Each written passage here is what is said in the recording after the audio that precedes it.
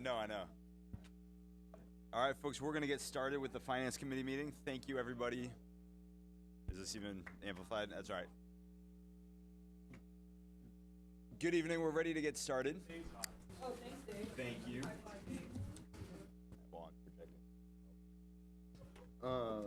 So welcome everyone to the Finance Committee meeting. I'm flattered you guys are all here to see me. And we're going to get started with a roll call. Chair Berman. Here. Councilmember Byrd. Here. Councilmember Coleman. Vice Mayor Niss. Here. 3 present. Thank you. And the first item on the agenda is oral communications. Is there anyone from the public who would like to speak to any item not on the agenda this evening?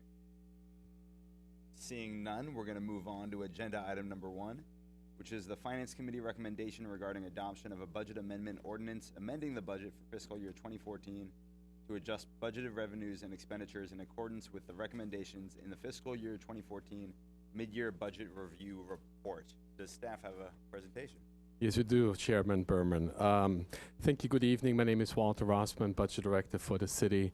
We'll have today, as annually, what we do, we bring forward recommendations as part of mid-year after 6 months of the fiscal year have passed and share with you adjustments to the budget on revenues and expenditures for various funds. Overall, funds that are working are expending and getting revenue as expected, but there's some details which I would like to share with you today. Additionally, we brought forward an at-place memo for you today, which asks that you recognize and the expended revenue expenditures for 2 grants, as well as management development funds.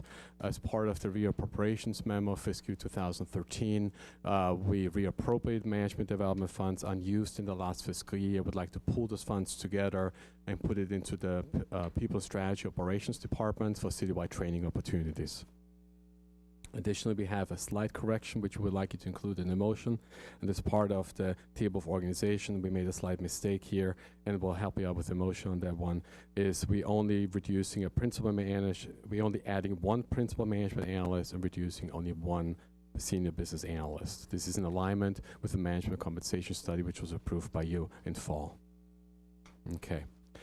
So let me talk quickly in the overview about the general fund. We'll talk about revenue adjustments, major expense adjustments I would like to mention here today, a quick look at the budget stabilization reserve where we stand as of December 31st, 2013, the table of organization amendments, the slight adjustments to the municipal fee schedule would like to discuss with you, tied in with a presentation I had in the front of the committee last year in fall, and we will talk about the cap improvement fund as well as touch quickly on the enterprise funds.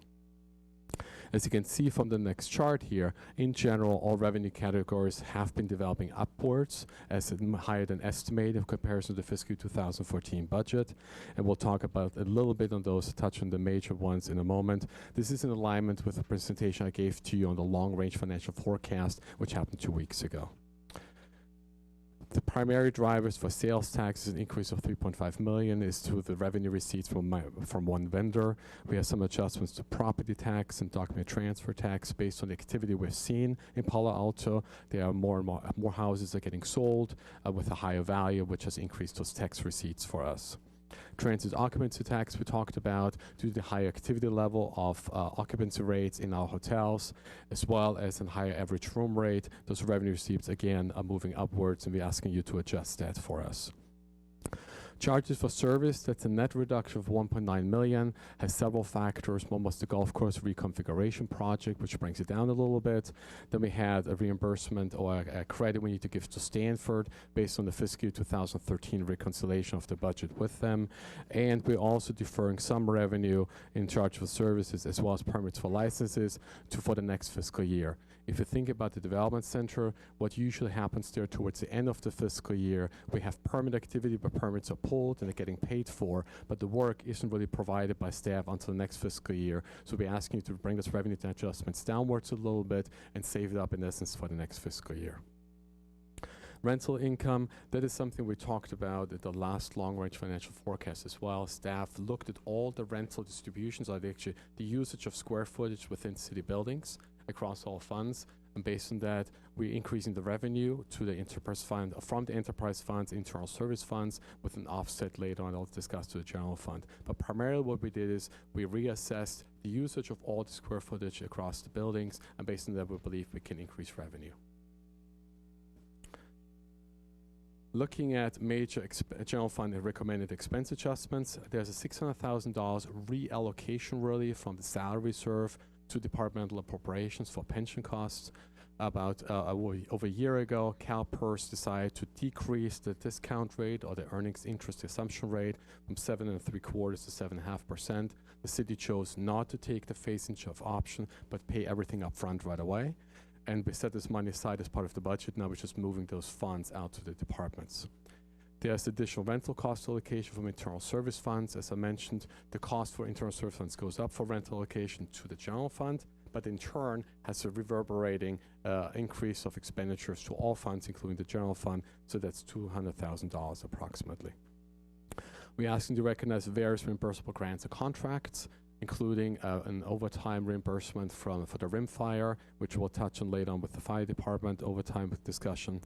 There are IT consultant expenditures for development services. As we start to implement the Excel system, we're realizing there are a lot of data needs, as well as cost and time study, a motion time study, which we like to do to assess fees for development service and set them right for fiscal year 2016.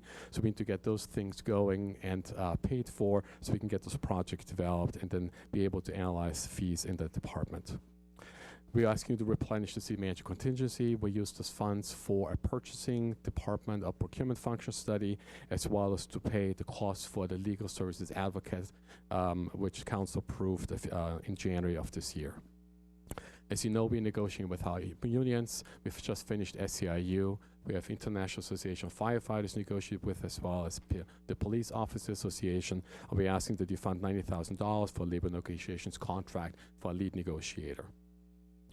The fire department just today at the new employee orientation brought in new 3 fire recruits, and they need to be equipped with gear as well as uniforms. We're asking you to fund for 9 firefighter recruits at $68,000.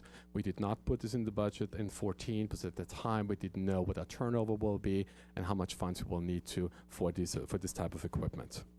And lastly, the other major item to mention is a housing nexus study. This is done in consortium with other cities. This is required by state law. We're asking you to fund that study as well. All these expenditures you see here are either reallocations or the one-time expenditures. Looking at the next slide, I just want to give you a snapshot where we are for the general fund's budget stabilization reserve, and also look at where we expect to be for the fiscal year 2014 ending. At the beginning of fiscal year, after closing the books, we were at a level of $31 million. As recommended by staff, council reduced the budget stabilization reserve through 3 actions worth about $1 million. There was a CST park maintenance contract, election costs for Maybell, which was $585,000, homeless funding for the county of $125,000. We're asking you to adjust this reserve by $4.7 million based on the actions here today. And then also just want to quickly mention that council approved a management compensation study in January of this year of $98,000. Based on those actions, as we are standing today, we expect the year-end balance to be $34.8 million. That's at a 21.8% level. What this does not yet assume is that adjustments we need to make to the BSR based on the fiscal year 2015 proposed budget, as well as we do expect approximately a balance of $4 million, which has been assumed in the infrastructure plan from staff. Fiscal year ending 2014, and this $4 million will be then transferred from the BSR to the infrastructure reserve. The next thing is really a continuation of the discussion we had is the first quarter report regarding overtime. At the time, departments, police and fire were exceeding the budgeted levels. We are unfortunately still in that situation. We're still trying to fix that issue. Fire is currently at 88% expended. That is primarily due to several reasons. One is we had vacancies in the department as discussed the first quarter. We're filling those vacancies now. Then we had 8 personnel on workers' compensation paid leave. We had to backfill those as well. Then the fire department had career development and training for captains and other staff members as part of succession planning. And we had the rim fire reimbursement. So the rim fire reimbursement is recommended in this report of $50,000 is to recognize the funding from the state, which we have received, and allocate those to the fire department overtime budget. Overall, the fire department budget is still within budgeted levels since it had vacancy savings, and believe that's how they will end the year. Looking at the police department, we had 64%. This was primarily to activities in the first quarter of the fiscal year. The Kabuli Community Center, we had extra staff because of the homeless issues we observed. We had required training events, which they attended, and we had also personnel on leave. Additionally, the police department reinstated the traffic team to train new motor and entry-level officers, and that also required additional overtime. Like the fire department, we believe at this time the police department will stay within budget levels by year end. There are two other minor issues which I would like to bring to attention as part of a recommendation of today's report. One is the table of organization amendments, and that includes the one I just mentioned before, the one adjustment we need to make, and I'll be happy to repeat as part of the motion. And the second thing is I came to you in September with an update of the cost of services study. At the time, we had a consultant report which shared with us that based on actual data from 2012, we had some fees above cost recovery level. We did a fee analysis on those fees. They are above cost recovery level from 2014. We're bringing those fees downwards, we're adjusting downwards through this report. These are 44 police and fire department fees, and primarily these are specific hazard permits fees, hazard permit fees, as well as in the police department false alarm service fees. This will cost the general fund a reduction of $23,000 for the remainder of the fiscal year. That is assumed in this budget, in this mid-year adjustments. So switching to the other funds, I will talk first about the capital improvement fund. As you know, the infrastructure reserve in that fund is equivalent to the budget stabilization reserve in the general fund, and is required primarily for cash flow purposes to deal with unforeseen urgent issues, like we had the Cal Avenue project funding just recently improved by council, $4.4 million in February, and also funding for future projects which are not yet included in the 5-year capital improvement program, such as the public safety building. As part of the infrastructure plan, $8.5 million from the infrastructure reserve fund balance, the IR balance, is allocated right now in the plan towards funding the public safety building. There are a series of actions we're recommending. I categorized them for you. It's funding of realignments, and these $1.1 million will be realized by reducing funding for projects not yet completed. Staff believes that these reductions anticipated have minimal to no impact. The project cancellations, we have an issue with the power pole which needs to be relocated, but we have issues with that, so we're releasing that funding at this time and deal with it once we've worked out environmental impact report issues. There are project completions with finished projects. Usually we close out those projects as part of the year-end process. We decided to do as part of the mid-year process at this time. There are project consolidations. We realized that we had funding in several projects, and we actually consolidating that funding that saves us $800,000. And we also were able to identify alternative funding sources, primarily for the bike improvement plan with Stanford improvement funds. And then we also reviewed the capital project, which we're doing as part right now anyway, as part of the next 5-year plan. And we realized that the projects funded in there where we first need to make a strategic analysis, such as the master parks plan and the public safety building. So we adjusted the appropriations today to first go through the strategic development process and start funding based on that process and the plan, which we come back with you in council in the future. With the recommendations included in this report, the fiscal year 2014 infrastructure ending fund balance is projected to be at $9.3 million, and that again includes the decrease of the $4.4 million for the California Avenue projects, but it does not include any kind of additional transfer from the BSR, the Budget Stabilization Reserve, to the infrastructure reserve. I quickly want to touch enterprise funds, the various ups and downs. Overall, the funds are, we expect them to be within budget levels by year end. The electric fund has adjustments which are net $0.1 million. The refuse fund is really an interesting one here, the landfill closure CIP. Council approved a project in January to cap the landfill just with soil versus a more expensive project. And at the time in the resource impact section, we advised council will come back with the reduction of the CIP, and this will actually increase the fund balance in that fund. And then we have wastewater collection funds, slight adjustments, net adjustments of $0.5 million. And the water fund, we have a reserve reduction of $1.6 million, primarily due to the net increase in CIP project funding. This concludes my report. In case there are questions, we'll be available here with staff today. And thank you very much. Great. Thank you very much. And before we go to colleagues for questions and comments, I just want to quickly go out to the public and see if there's anybody who wants to speak on this agenda item, item number 1. Seeing none, we'll go to colleagues. Vice Mayor Nitz. I have a quick question, and we may have discussed it before, but looking at a reserve, what would be roughly the amount that a city of this size would have in their reserves?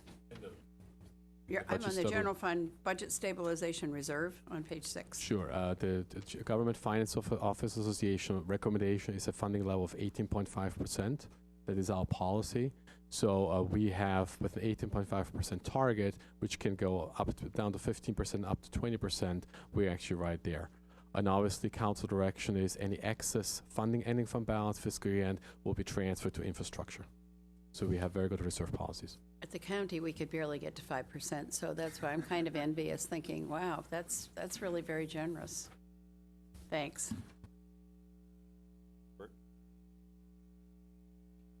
Thank you. Let's see. First, can you just briefly refresh us all on the CalPERS pension?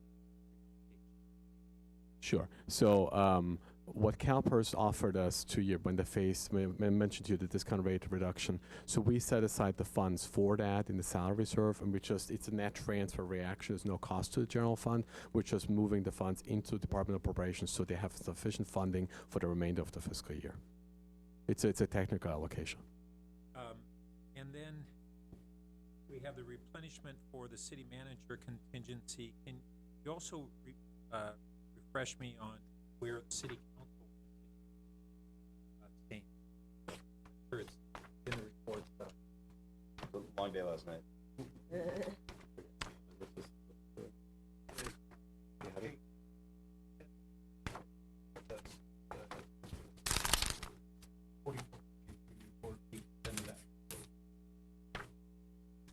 Oh, yes. Okay. So the city council contingency right now is at why am I looking in the wrong place here? $250,000 was the starting point. It's at $205,000 at this time, with a reduction for $25,000 for the Know Your Neighborhood grant program. We had $10,000 donation to Palo, our sister city, and then we had $10,000 for consulting services. So we're staying at $205,000 right now. Great, thank you. And then on the additional personal protective gear for the new firefighters, I understand personalized uniforms, but why is there new protective gear for new firefighters? Why wouldn't it be using the gear that they're from whoever they're replacing? Sure. The main reason is the sizes. So whether we have sufficient sizes for the people who come in, and then usually the gear does wear out over the years. And so the fire department does use reuses the gear until it's ready for disposition. But in this case, they're requesting the new funding. Maybe the chief can talk more to that. Well, I don't want to get buried in it. It doesn't seem to follow that necessarily it would track from having turnover gear, right? If it's actually due to, well, I guess if it was due to normal wear and tear, then we probably ought to be building the budget based. That is correct. If it's due to the turnover and the size differences, it seems like there ought to be some a fairly big adjustment.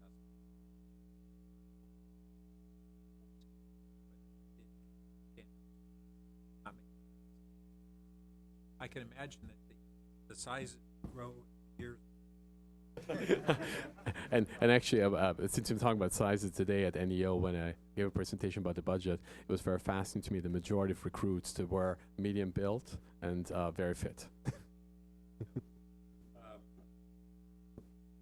Okay, so we're looking at transferring, you said the 4 million to the infrastructure stabilization? We are projecting that at this time, but we wouldn't do this until we're closing the books in fiscal 14. And then on the overtime, last time we visited,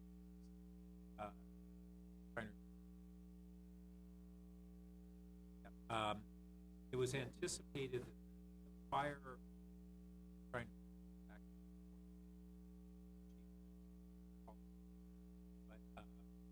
that the fire, I thought it was portrayed, they expected the fire overtime to, by year, be normal, not just total fire.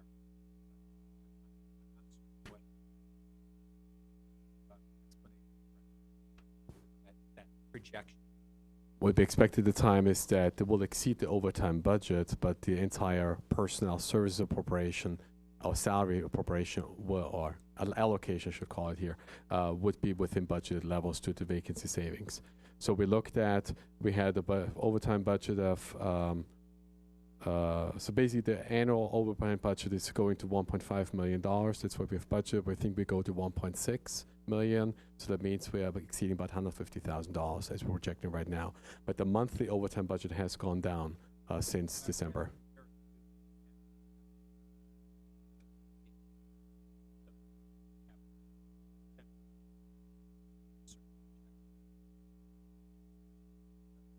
I think I can hit that. Good evening, Chair Berman, members of the committee. Ian Hagerman, Senior Financial Analyst with Public Safety.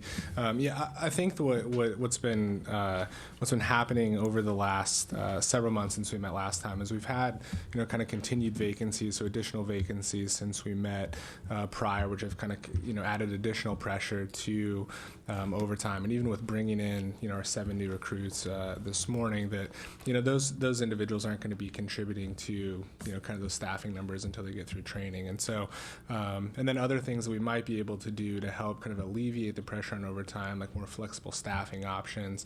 Unfortunately, those things are kind of meet and confer type items where we can't necessarily turn on a dime. And so I know that the fire chief and his command staff are looking at options to give us more flexibility in staffing and meeting overtime needs, but we're still in a situation where one vacancy in a day kind of leads to 24 hours of overtime essentially, and we're kind of hemmed in on that. And so I think where we're at now is really trying to arrive at year end under budget or at budget on kind of total salaries and benefits, because we do still have these kind of ongoing training, succession planning needs. That issue is not alleviating either. And then on enterprise funds, the electric fund has 4.8 million net revenue decrease, and that was a higher number than I would have anticipated. Do you know the explanation? Sure. So the net revenue decrease is a result of a delay in new large commercial customers coming online. So we assume that they will be coming online already. And there's a connection fee, which is therefore lower, and the overall usage by those customers, that's a negative decrease of impact of $5 million. And we had lower hydroelectric power generation due to the drought condition. So that also has increased our costs, because usually hydroelectric costs us less. And these are partially offset by an increase in revenue due to high development and customer demand for electricity connections that are originally estimated. So you have a net reduction 4.8, really the major drivers are, as I said, overall high usage by commercial customers, actually lower usage by them, drought conditions, as well as offset by higher connection fees. Councilmember Holman, do you want to dive on in? Vice previously. Well, sorry I came in late on this, but I did have a question about, sorry, I've been driving, so I'm trying to get my head back into this space.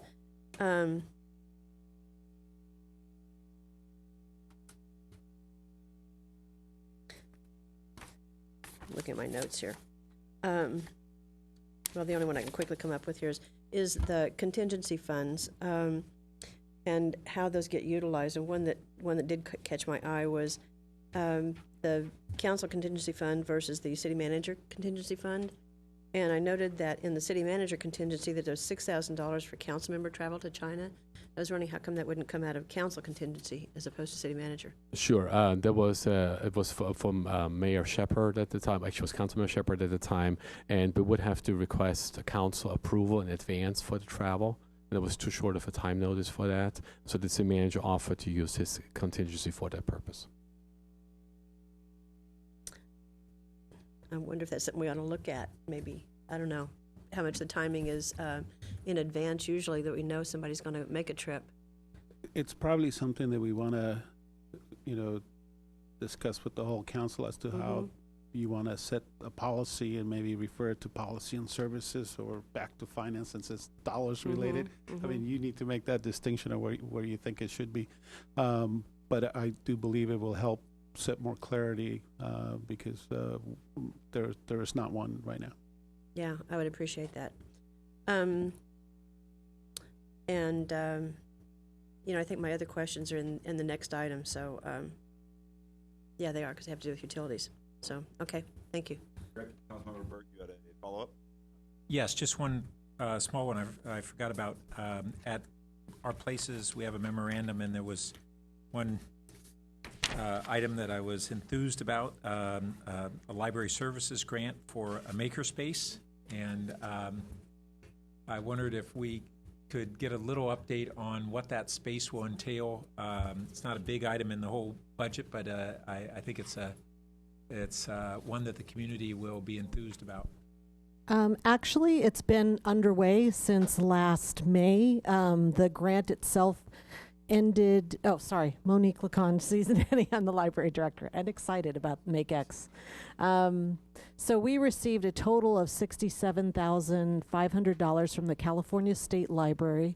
It's a Library Services Technology Act grant, and it funded a collaborative project between the Palo Alto Art Center and the Palo Alto City Library. So we created a makerspace designed by teens for the community. They followed a design thinking process where they visited many other makerspaces around the Bay Area, where they had their friends try out prototypes, and we did a presentation this year to the full council showing photos and examples of it. It has the ability to be mobile, so it can be set up in different places. It was set up in the lobby of City Hall for a time. It's been in the Art Center. It is currently in a classroom at Cubberley, and it's open on Fridays and Saturdays, staffed by teens. The teen designers who took part in the project to create it now have the ones who weren't graduating and moving on. They now participate in keeping it open on the days and times when it was most convenient for them. So it is available to the public, and it's not only for teens. It's available to users of all ages. If children come in with their parents, they're able to use it, and it includes a variety of like drills and tinkering kinds of equipment, soldering, sewing machine, laser cutter, and a wide range of materials that people can use. One of the interesting things that many people have asked about is whether or not we have a 3D printer, and that was actually something the teens themselves said that they didn't want. They wanted, after talking to the people who were running makerspaces around the Bay Area, they were advised, wait, these are too slow, wait for the next generation. It's going to be faster. You're going to like it more. And you can do 3D printing with a laser cutter. So that's where we are. The grant funds themselves have run out, but we're seeking alternative funding to keep the project going. Okay, everything was great except for that last part. I'm really surprised on the 3D printer. You're saying that one that there was a recommendation made that you wait until the next generation, and two, the teens didn't care The about it? teens didn't want it. No, they actually chose. Did you ask? We recruited. We had about 20-something teens from Palo Alto, East Palo Alto, Pali, Gun, JLS, Castellea, Mountain View. There were a couple from Mountain View, a couple from East Palo Alto, a couple from other charter schools. And they actually went out and did like I said, a design thinking experience. They went to the Exploratorium. They went to the Born Lab at Castellea. They went to the D School at Stanford. They went to And they were not interested in 3D printers. they were not interested in the 3D, and they went to Mountain View Library, which has a 3D printer. They were not interested in So it. I'm blown away by that, but I'll have to do my own surveying.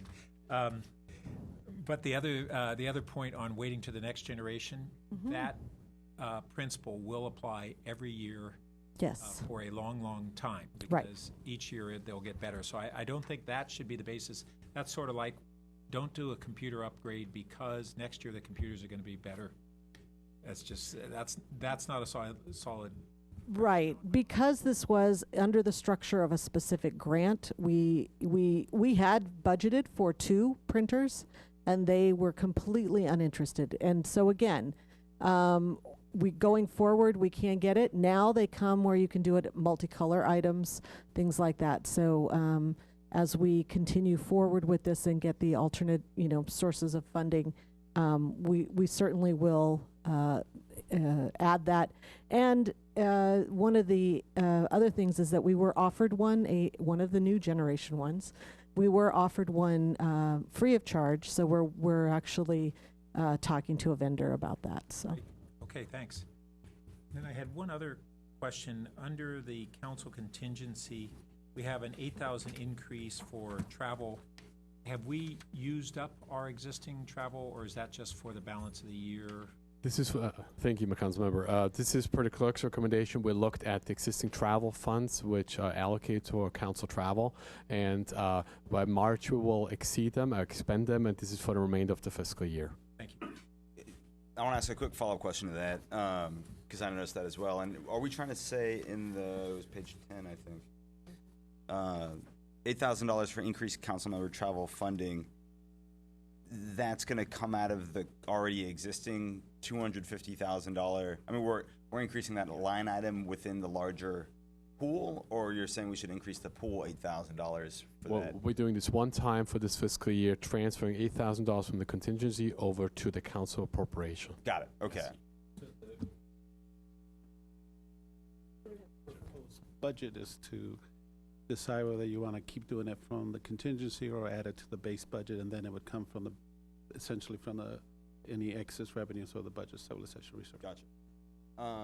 So I want to follow up on Councilmember Burt's questions about the overtime in fire and police.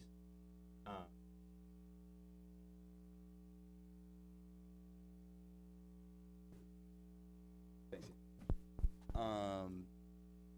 So if I recall correctly, and I think it was mentioned in the staff report, a big issue, especially for fire overtime in the first half of the year, maybe just the first quarter of the year, the increased kind of a spike in injury that we'd expressed some concern about when we first went over that. Have we seen those go down? Have we kind of figured out maybe what some of the problems were and are starting to address some structural issues, or what's the status of injuries that get from fire? Yeah, I don't think, unfortunately, we've seen them go down. I believe actually we had 4 new ones this week. We had in fire specifically, and I don't know the exact cause of those injuries, if they're work-related or off duty. On the police side, we haven't seen an uptick. We've had just kind of normal, maternity leave type things. We have a couple officers on kind of long-term disability type issues, but haven't seen kind of ongoing injuries that would be beyond kind of normal in the police department, at least. But yeah, I mean, I think, kind of half the year compared to half the year last year, I think we had 8 on workers' comp compared to 4, and then add these 4 this week. And some of them could be very short term, on for a few days, few weeks, and come back off. Some are, definitely longer term, sort of situations. And I don't know the expected duration of these new ones, but it's still a challenge for sure. Is somebody on staff kind of trying to see if there's a pattern or pattern of injuries at certain exercises or any training we can do with our firefighters to pick something up differently, get off the truck differently?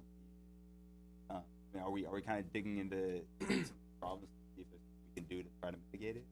Yeah, one of our deputy chiefs does work pretty closely with human resources and kind of risk management to try to identify, kind of if there's root cause issues, equipment issues. As far as I know, there haven't been any, specific sort of, training deficiencies or particular kind of equipment malfunctions. And, we haven't had any, oftentimes you could have an incident if, something happened on scene where you could have multiple firefighters get hurt in an incident. We haven't had anything like that I'm aware of. And so, unfortunately, it's it doesn't seem to be, at this point, we haven't been able to draw a real causal link behind kind of like what's happening. We do have, a lot of firefighters that are kind of later in their career, which can obviously make them, a little more prone to injury. And so I think I said just later in their career. But I think last time we were here, we mentioned that the average age of our fire department is over 40 years old, and it's obviously a very physical profession and a lot of kind of, carrying a lot of equipment. And so it's, I think some of it it's part of the work, and some of it, but it's definitely something that the department's mindful of. And I think citywide, we're mindful of this issue, and doing the best we can. It's just kind of hard if, we, try to pinpoint those exact causes. Thank you.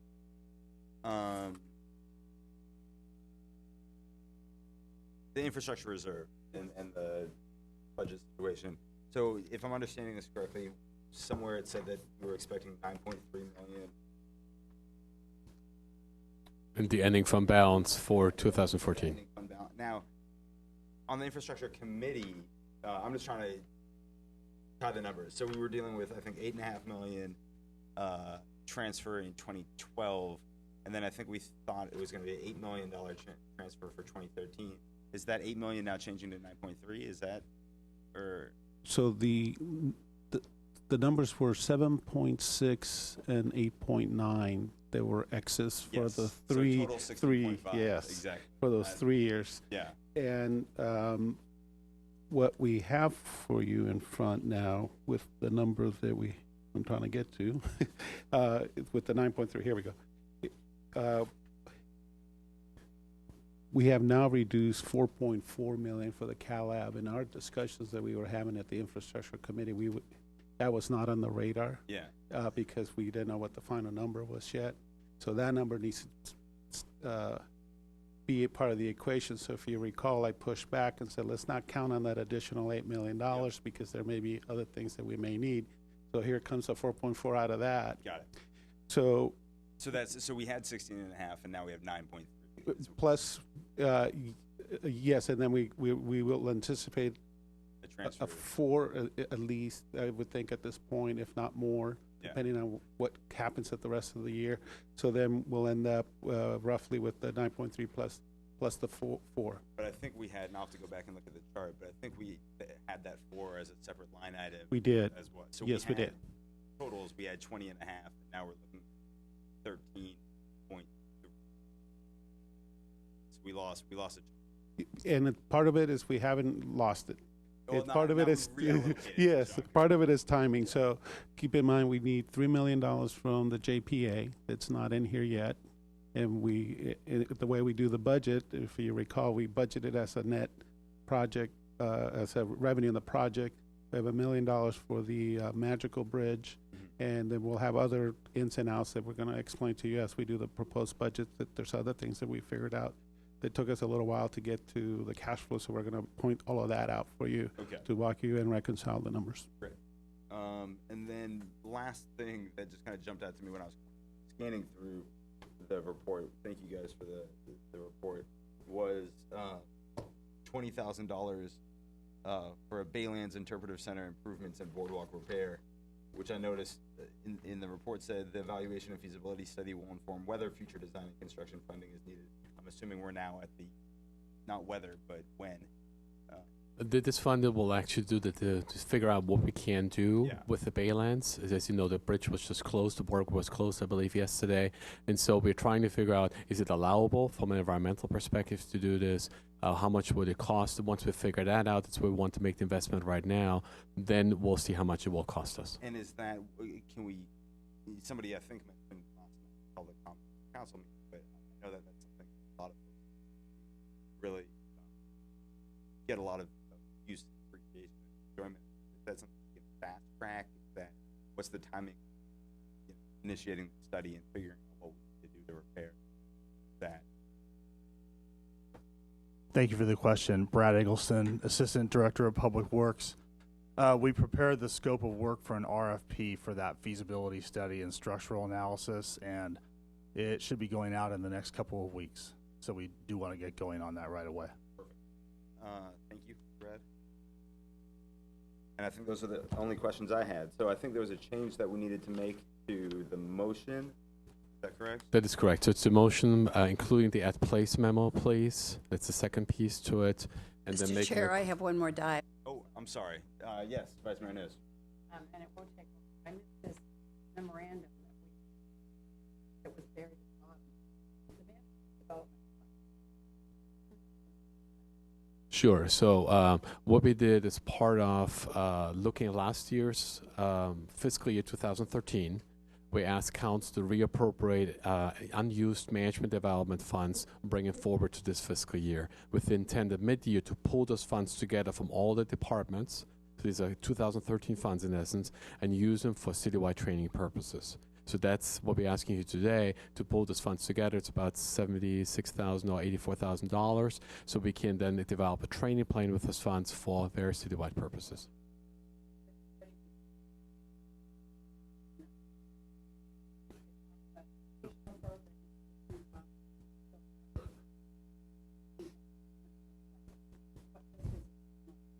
Good question.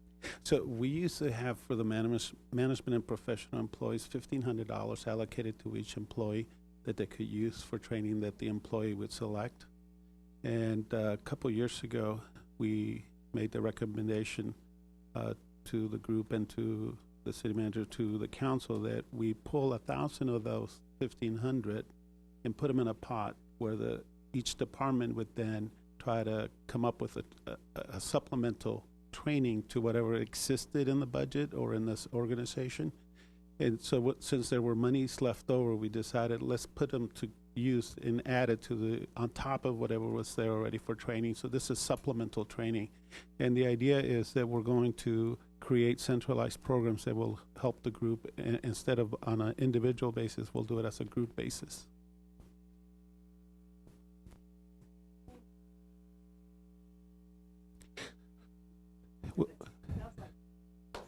Correct. This is for our employees. So this could be to bring in an instructor on project management, for example. And so the instructor would come to our facilities and we would sign up 20 employees. Yes. It's typically it's going to be an outside service.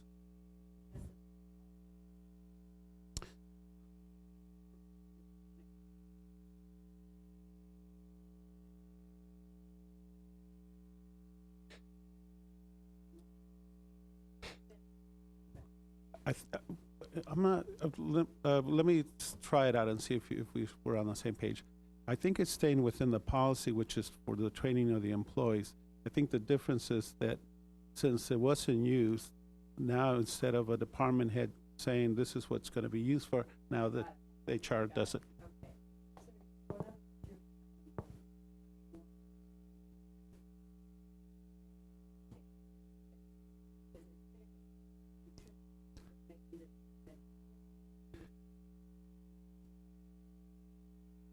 And it's just a little more focus, yes.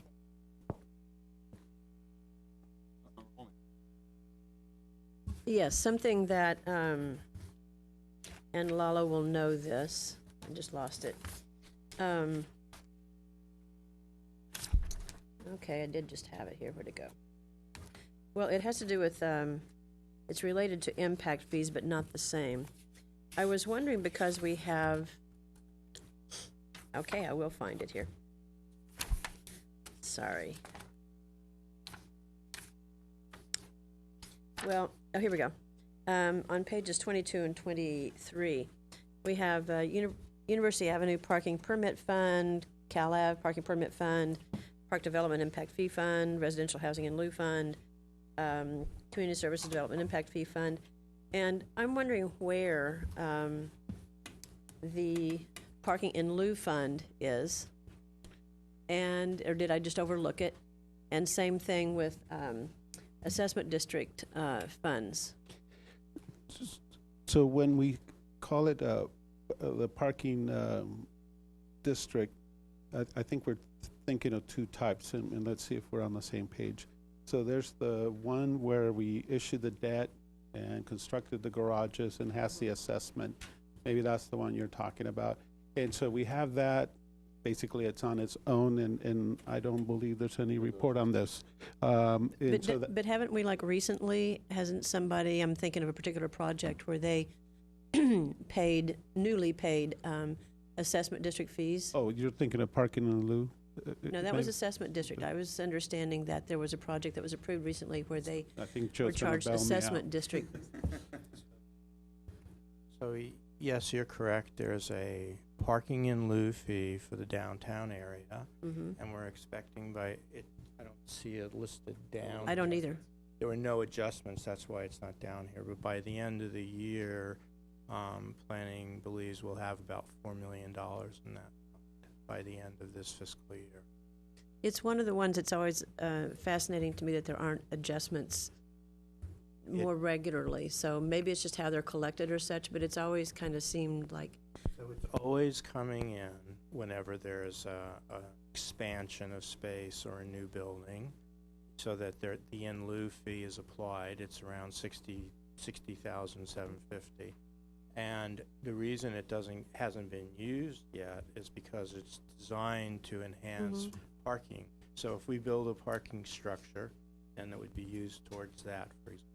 I understand the use. I just want to know how it was tracked, and it seemed like there should have been some adjustments in this time period, but apparently not. And maybe you're the person for this also, Joe. Is I did think, I'm repeating myself here, but I did think that there was a project that had, maybe it is too recent, maybe not, that had been charged assessment district fees. They, rather than paying in lieu, they paid assessment district fees recently. Maybe that's too recent to be captured for this time period. When we established the assessment district way back, it was fixed. It was fixed in time so that no one could buy into the district anymore, and those monies were used to construct the garages. So there's never been a recent or post entry into that district. So if anybody again builds any extra space, they have to pay the in lieu fee. Perhaps I was misinformed, but I was told otherwise, and it seemed kind of surprising, rather surprising, but yeah, there's maybe it's a question for another.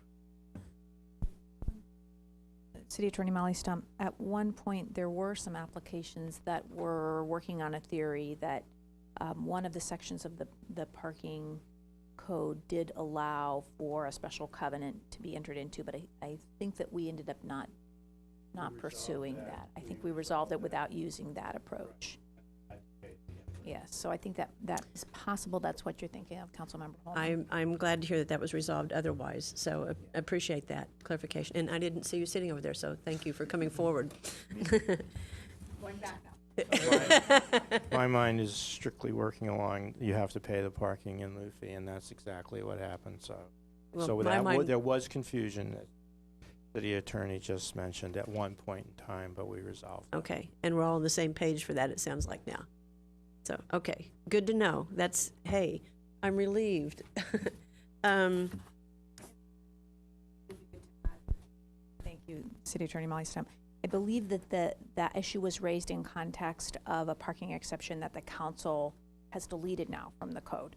So you'll recall that a number of months ago, the staff brought forward a series of changes to the code to tighten up those parking requirements, and I believe this was one of the ones that you have now resolved, and it's no longer going to be brought forward by him. Yeah, I was thinking that there was one project that had kind of like slipped in under and utilized this, which means there should be funds showing up. So, okay, very good, good to know. Just to reiterate, Councilmember Berman's comments about the Baylands Interpretive Center, that walk, trying to get that forwarded. And then a little bit of a tangent, but I think it would be good at some point in time to, and this is a bit of a tangent, I admit to that, the Planning Community Environment for the Development Center, we keep approving dollars for that upgrade, the improvements in that center. And I think it'd be really good at one point in time to have, or some point in time in the not too distant future, to have a tally of how much we've actually spent, because it comes forward in piecemeal fashion. So how much actually we have spent, and some kind of categorical classification of what the funding has been for, and then where we stand in relation to fees charged for services rendered, and what the outlook is on that, because it's been very significant dollars. A lot of the requests come to us are six-figure dollars, so it's added up quite significantly. Peter, did you have a comment? I'll be happy to come back with a full report. We've been basically following the recommendations of the blueprint up to this point, trying to automate the process, trying to make it more transparent, trying to create metrics that deliver results to our applicants in a way that's predictable and repeatable. So we'll be happy to come back with a full report. In fact, we've been planning on doing that. Again, Peter Perniciad, Development Services Department, sorry. And we plan on bringing a full report to the council. That's excellent. Thank you. And maybe Councilmember, Okay, yeah. maybe we can bring this forward as part of the budget hearings in May. That'd be terrific. Okay. That'd be terrific. Thank you very much. And then if I could get if the motion could be repeated since I stepped in. Hasn't been made yet. Oh, I thought I heard somebody said No, there had been a motion. It's about to be, and staff's going to recommend an edit to the suggested motion. Is that? That is correct. So if you don't mind, Chair Berman, adding in the at place memo to your motion, and as well as a slight correction on page 43, whenever you're ready. Okay. On page 43 of attachment A, exhibit 3, and that is to add one principal management analyst and reduce one senior business analyst. So one principal management analyst. And reducing one senior business analyst. And I'm going to ask you to repeat that in a minute when I. Sure. Sorry, reduce one. Adding one principal management analyst Yep. and reducing one senior business analyst. All right, so I'm going to give this a try. I appreciate your flexibility, sir. Pleasure. So I will move that the Finance Committee recommend to the City Council to adopt the budget amendment ordinance for the proposed mid-year adjustments to the fiscal year 2014 budget for the general fund, capital improvements project fund, enterprise funds, special revenue funds, internal service funds, as listed in attachment A, including the changes made in the at places memo, with a edit to page 43 of attachment A, exhibit 3, adding one principal management analyst and reducing one senior business analyst, as well as to amend the fiscal year 2014 municipal fee schedule. Did I get that right? That is wonderful. Thank you, sir. I can repeat that later if you need me to. And okay. Do we have a second? Or Yes. am I gonna? All right. Thank you. I've got no other comments. Any comments? No other comments. No? Any other questions, comments? Nope. All in favor? Aye. That passes unanimously. Thank you, everyone.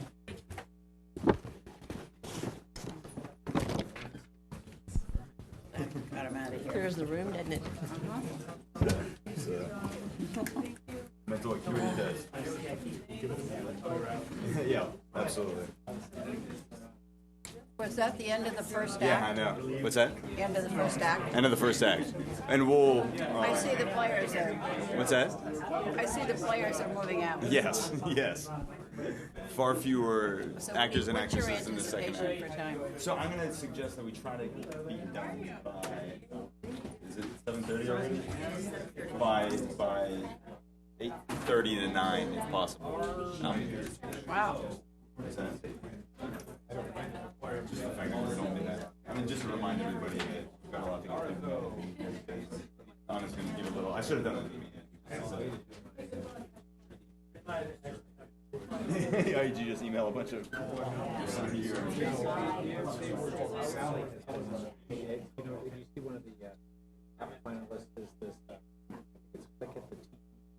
I've read through them, but I don't remember. Yeah.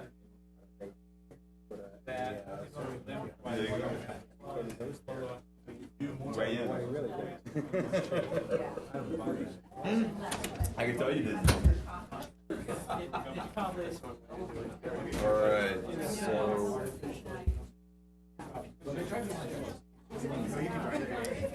Do you know why this was done? Essentially, it's like, A what? it's like, Why this? I don't. We'll get more back on. It was suggested by one of our colleagues in the finance committee a couple of years ago. Yeah. We'll get, yeah. Yes.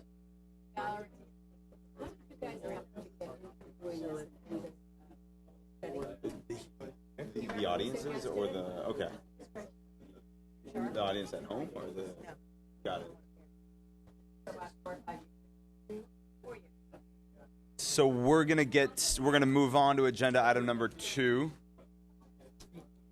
Good evening, everybody. We're gonna get going on to agenda item number 2,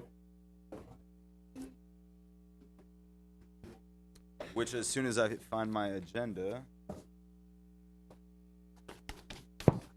thank you very much, is review of the City of Palo Alto Utilities Department Organization Assessment. And before I do that, I should have done this at the beginning of the meeting, but just reminded all parties that we've got a bunch to get through tonight. And you know, we're gonna aim for getting out of here by 9, hopefully, given that we were here till midnight last night. So just heads up to everybody. Thanks. I'll find. Thank you, Chair Berman. I should have introduced myself about an hour ago. Lalo Perez, Chief Financial Officer. Sorry about that. I was wondering who was this guy? Let me give you a little bit of background, because I believe most of you were probably not part of the process of why we're doing this.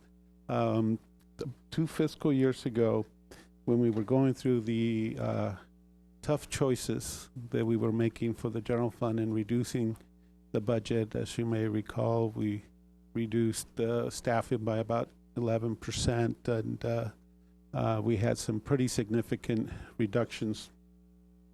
The Finance Committee at that point said, or point blank asked the city manager and then myself why we were not doing the same thing for the Utilities Department that we have been doing for the general fund.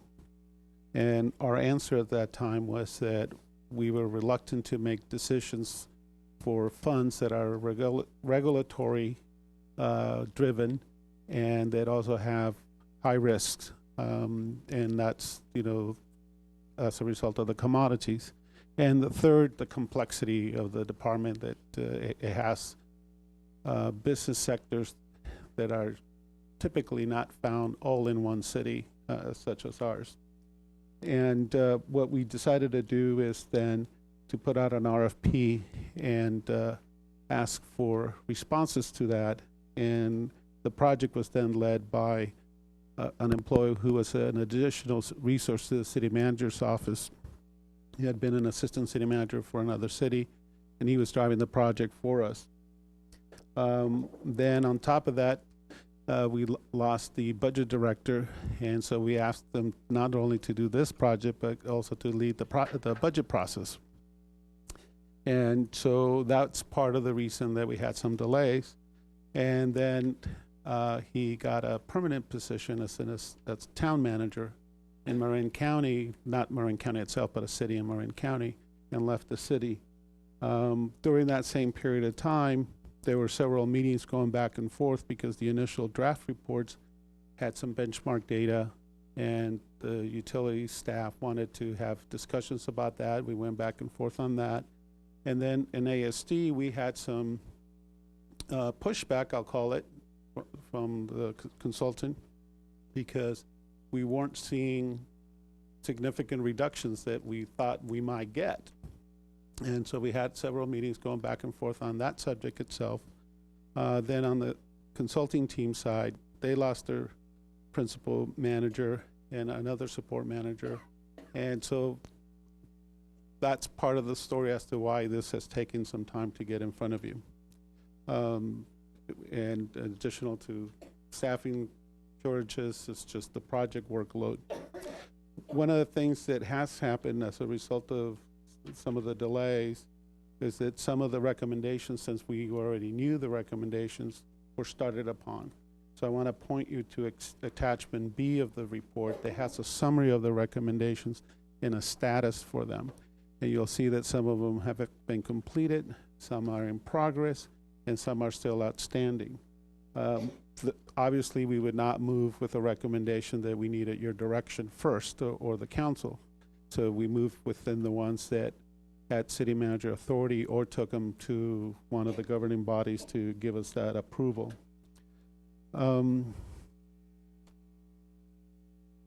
With that, what we plan to do tonight is, I wanted to give you that opening remark and then have Stephen Rupp, who leads the project, give you a presentation as to what they were asked to do, what they did, and what their findings were. And then after that, we'll open it up for any questions you may have. Great. Thank you very much. Good evening, and thanks for the opportunity to come and talk with you folks tonight and present to you the results of the performance review that Lalo did a good job of describing to you. I'm going to move through this pretty quickly and try to get to the end so we have plenty of time. I imagine you're going to have a few questions, and if I can get the story told first and address the questions later, I think that's going to be a good use of our time. But if I come up against something that you need to stop and talk about, let me know and we'll do that. So I'm going to touch on our project objectives and approach, give an executive summary of the findings, drill down into the three real analytical components of the work, the benchmarking, the cultural transformation assessment, and the best practices review, and then review quickly with you the recommendations that we've left for Lalo and Val to look at. So project objectives and approach, there were really two key objectives that the city envisioned at the outset of this project. One was to come in and look at the level of staffing within the utility and make an opinion as to how sufficient it was to accomplish the mission that the utility has to accomplish. And then two, to look at trends and challenges in the utility industry and provide some opinion about how well prepared the utilities are to be able to address those challenges, both near-term and long-term. Our approach was broken down into four main pieces. The first is the face-to-face interaction, where our subject matter experts spent time with utility management and utility staff over a number of dozens of interviews and data requests and reviewing reports and further discussions. We did an analytical benchmarking of all of the utilities against some peer utilities for Palo Alto. We did a cultural transformation survey to try to take a look at the emotional health of the organization, if you will. And then we did our assessment against utility best practices that we've developed in the years that we've been doing this work. So 5 key points from the executive summary, and for the most part, it's pretty darn good news. Clearly, when you look at the performance and the benchmarking, you can deduce that the utility is effectively organized and it's performing well in most of its areas. It comes to the surface very quickly that one of the biggest challenges that the utilities face, and it's not just this utility, it's our municipal utilities across the country face the same challenge. Workforce recruiting, retention, and aging are top-of-mind issues and should be top-of-mind issues for you folks as you look at the long-term sustainability of the organization. One of the areas that we hope that Val and her team will spend some time looking at are some of the organizational cultural concerns that surfaced. But we do believe that the utilities are being effectively managed. They're doing a good job of taking care of their regulatory and environmental responsibilities, and the customer satisfaction surveys and data that's collected indicate that customers are, for the most part, happy with the services that they're getting from Palo Alto's utilities. That said, Anytime a fresh set of eyes comes in and looks at an organization like this, you're going to find opportunities to improve. So there's a few of those to talk about as well. A very high-level performance assessment, and these are the, if you're going to look at something, this is what you would look at first. Your rates for your utility services are generally competitive. There's an exception to that on the water side, which you're just constrained with a very high cost of wholesale water, and you don't have a ton of things that you can do about that. Operationally, we think you're doing pretty darn good, but that is one area where it's hard to say that you're as competitive as you are, for example, on the electricity side. Service reliability is very good as measured by the reliability statistics and metrics that we looked at. We looked at 2 generations of customer satisfaction surveys, including one that we conducted on our own, and customer satisfaction is good and improving. The utilities are in excellent financial condition, which is super important, and we think that the utilities are effectively achieving the city's environmental and social objectives. So, if that's all you took away from this analysis, I think you should be proud of what your utilities are doing. So looking at the numbers, benchmarking, we looked at 43 different metrics that we compared against at least 11 different utilities, including 10 municipals and PG&E, the one IOU that you can't ignore. And I may be off a digit or two on the numbers of metrics and number of utilities, but you get the gist of it. It was a pretty significant benchmarking exercise. We looked at metrics that were based on industry standards, like from American Public Power Association and the American Water Works Association, plus we looked at some metrics that the city, Lalo's team, and Val picked that were important to them. Generally, electric and gas performance are above average. Water delivery and wastewater collection performance reflects the focus that you have on infrastructure replacement and improving the condition of your infrastructure. So that's why you see a little deviation from some of the peers there who aren't focusing on that, and the investment in performance improvement. I want to caution you as you look more at the benchmarking that benchmarking is a dangerous business, and we're not fans of taking a snapshot and looking at 43 metrics and using it as the only indicator of health of your utility. You have to take it in the context of a bunch of other indicators, and if benchmarking is going to be important to you, you need to make it a part of your business process, and you need to look at it on a continual basis. And I would recommend that you look at maybe a 5-year rolling window of these benchmarks rather than just a snapshot in time. Why didn't we do that in this report? We were constrained by the scope and the budget that we had to negotiate at the outset of the project. So it was a compromise that was made with your project management team at the time and our project management team at the time to not expand that benchmarking survey into a wider scope. We have left behind the tools for Val's team or Lalo's team to be able to continue to do that benchmarking on your own or have somebody else pick up where we left off. And do more analysis, but please don't take the snapshot that is in this report as the indicator as to what's good or bad about your utilities. So if we look at some of the and this is not all of the, Val, thank you, another good point. The data that from the benchmarking in here, 90% of it is from fiscal year ending June 2010. So it's a little bit dated, and that it's a little bit dated, and it just has to do with the timing of when the project started.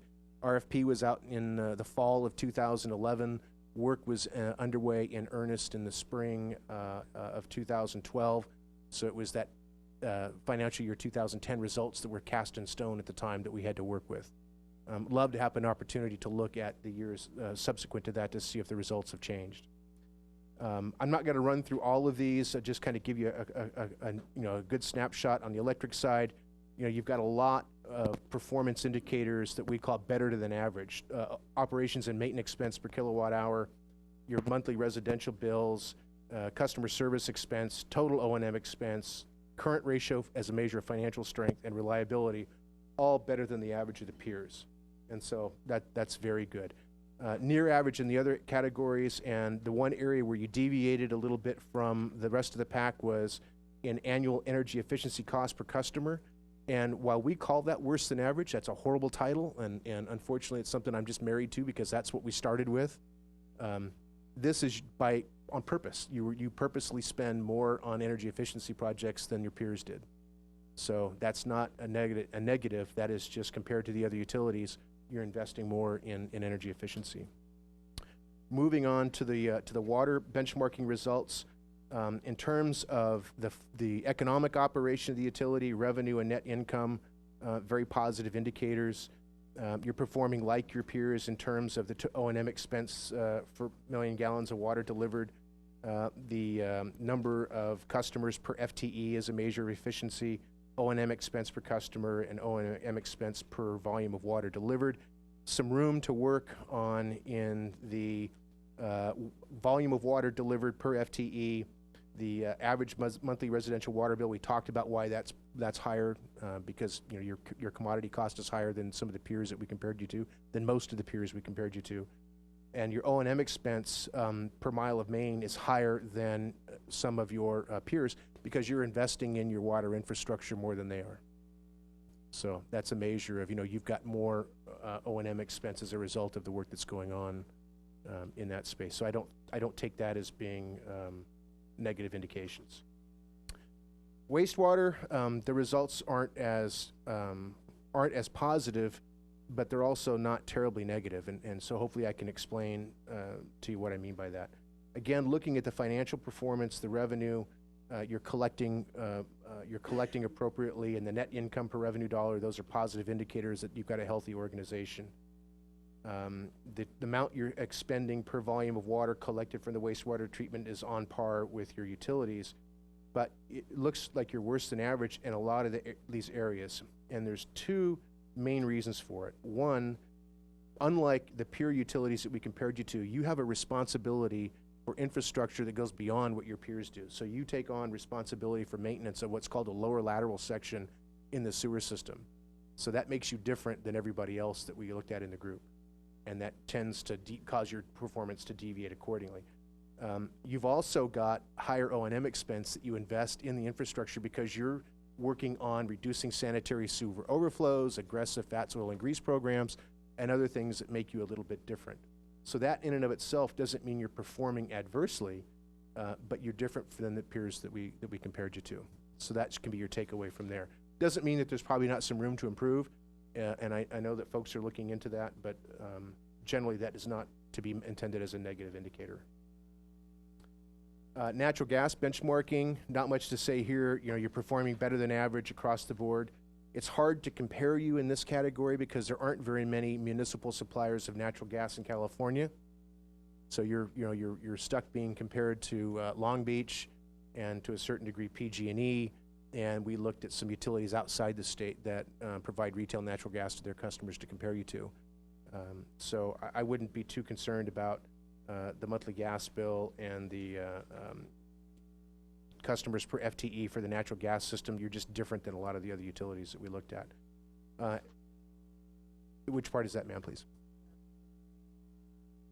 Average monthly gas bill, and don't worry about it because we're different. Comparing you.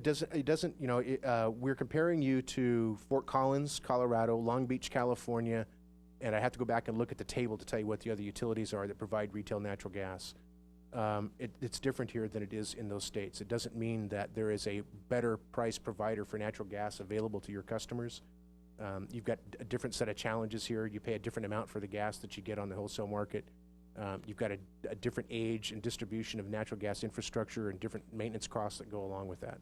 So it makes you different.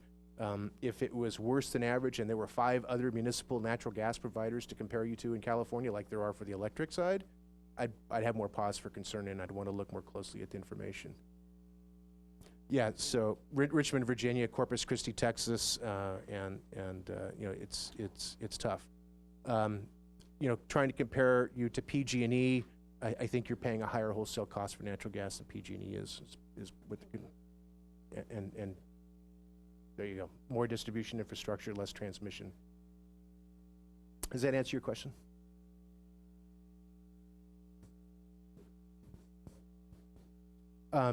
Conspicuously absent from here is some fiber optic comparisons for your fiber optic utility.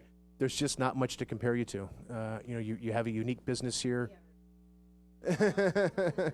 You have a unique business. I will say that in the last 90 days, we've had 3 municipal utilities want to do business cases for providing leased fiber and fiber to the premises.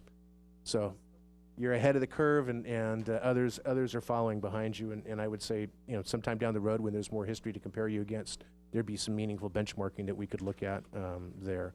So that's the overview of the benchmarking analysis. Let's talk now about the Cultural Transformation Survey.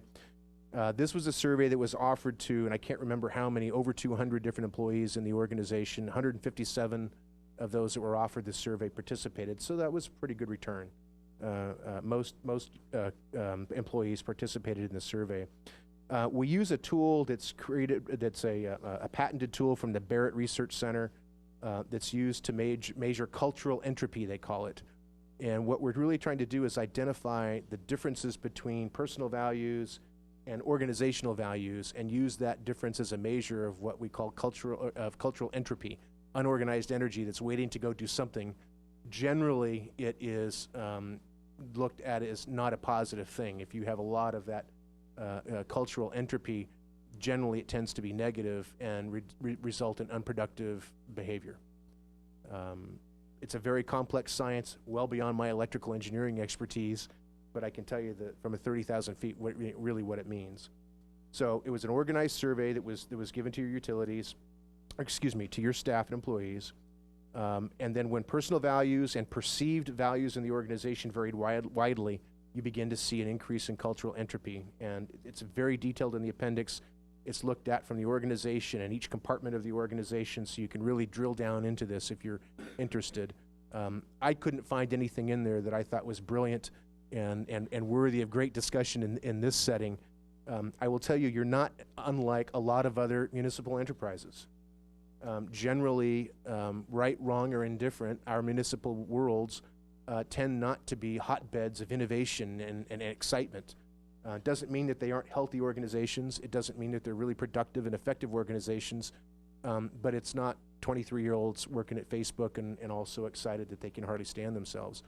It tends to be very pragmatic people who are in these jobs for the long run.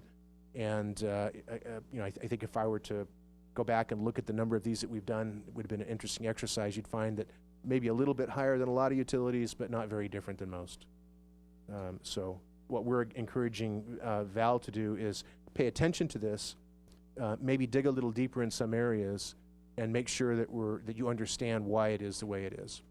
Generally, what it means is individuals feel like they have strong personal values, strong motivation, strong commitment, but when they look outside of themselves at the rest of the organization, they don't feel like they see that in other places. And if you're in an environment at the time when the survey was taken where there's a lot of pressure to do more with less, you can see how that might foster less than super positive feelings. Sorry, I don't know if this was on the other slide, but when was this survey taken? This survey would have been, I believe, in the spring of 2012. Okay. Thank you. Yes.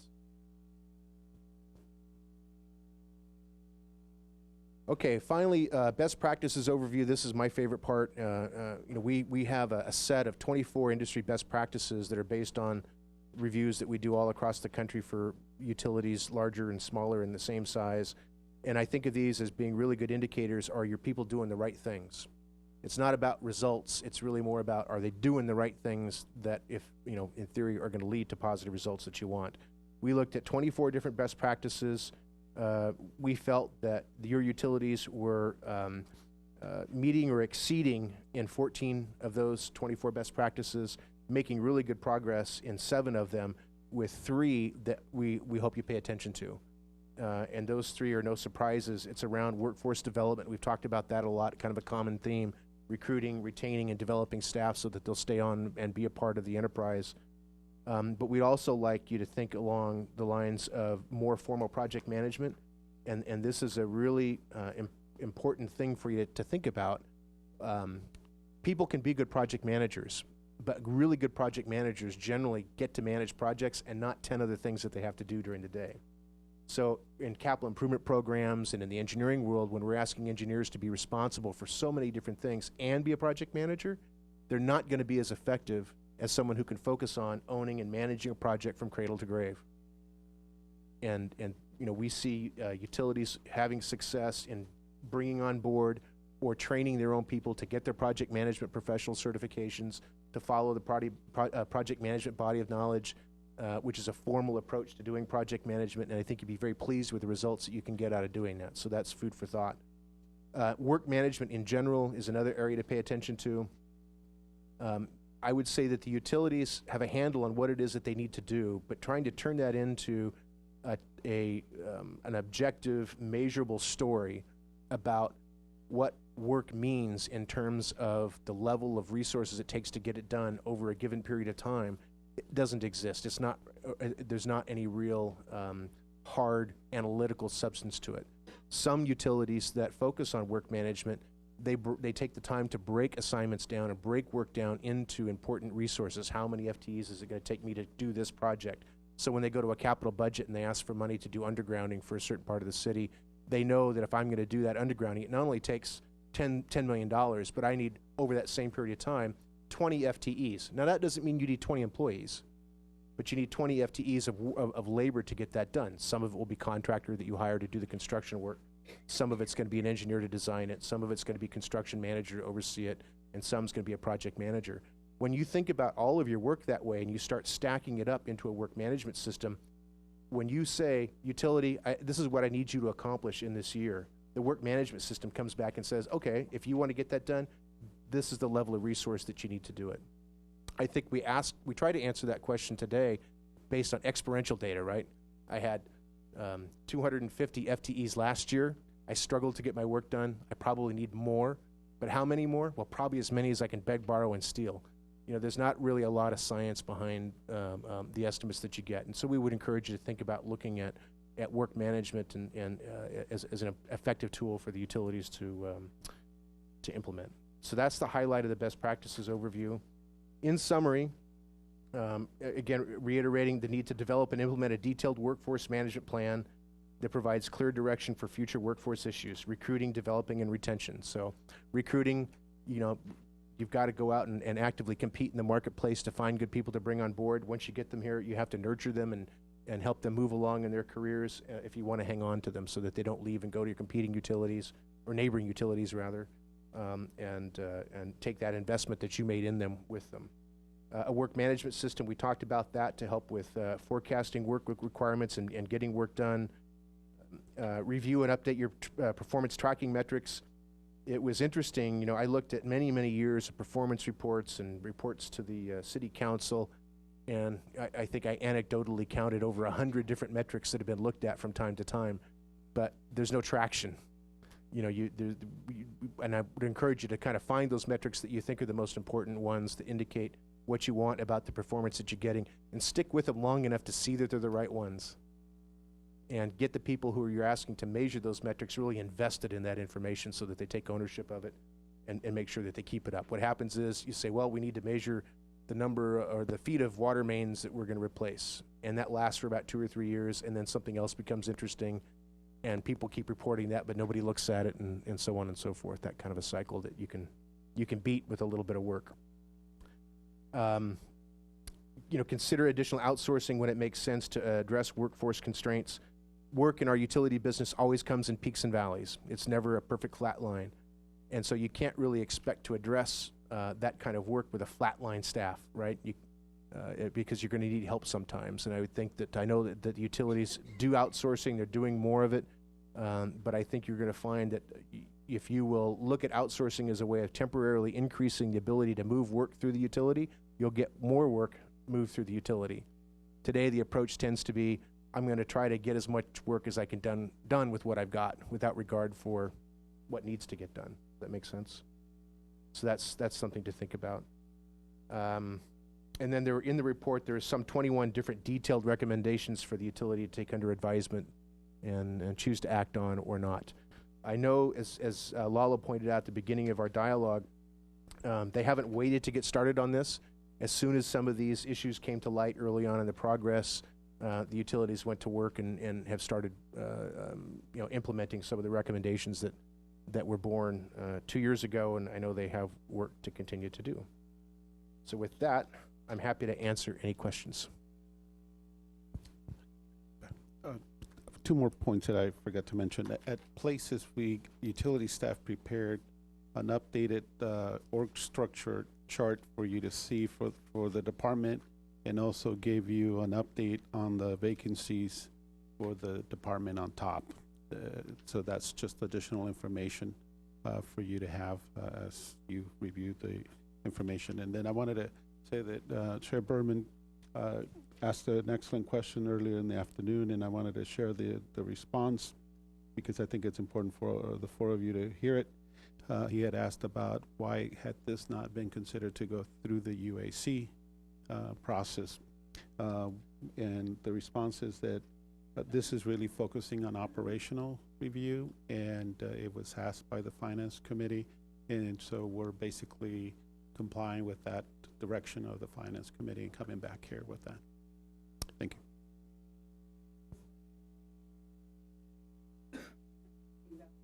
Let me just interrupt real quick, just very quickly for technical purposes. Is there anybody from the members of the public who want to speak to this item?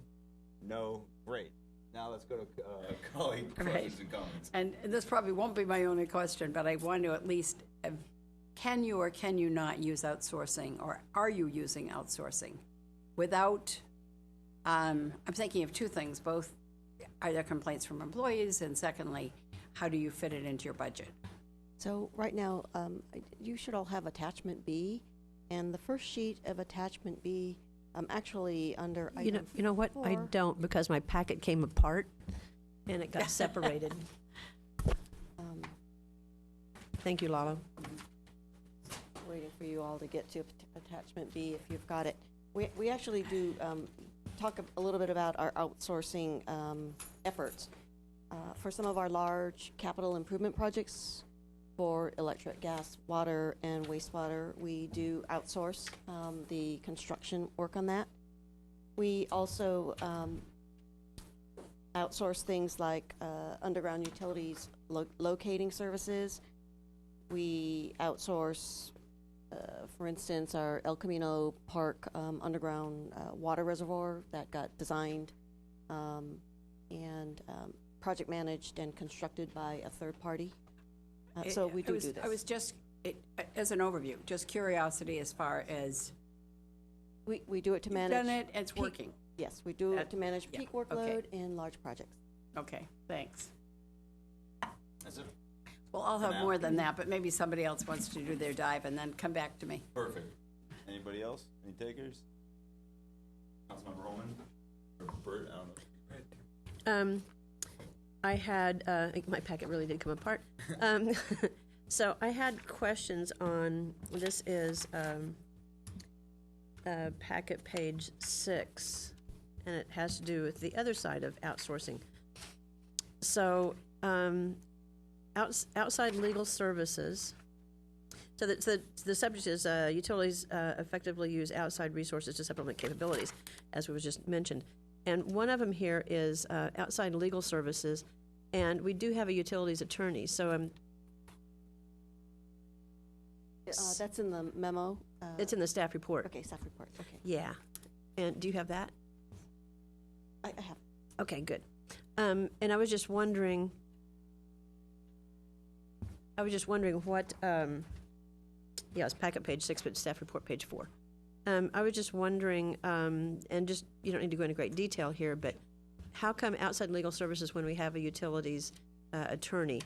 Not to say that one size can fit all, but if you can help. So we have some complicated, specialized attorneys who help us with compliance issues with the North American Electric Reliability Corporation, the Western Electricity Coordinating Council. We have certain compliance reports and filings that we might make as we intervene in some PG&E rate cases. So we'll use outside attorneys who are more familiar with some of that. We often share these services with members of the municipal community, Santa Clara, Alameda. We'll split the costs. We'll also use attorneys to help with very in-depth power purchase agreement contract negotiations. We'll use them for that as well. And so this is, thank you for the response. And so this is, and I have a similar question for IT. So this is beyond the bandwidth or the level of expertise that our in-house staff has? Correct. It's typically very specialized, and there are, you will only go to the type of counsel who can provide you that specialized knowledge. Okay, okay. And IT? I think this is Aspen. Who's our Tom or Dave? Who augments? Sierra. Yeah, we do have our customer information systems that we have 3 folks within the utilities department who work in this, but they get additional modeling support and coding support from a contract that we've got with Sierra.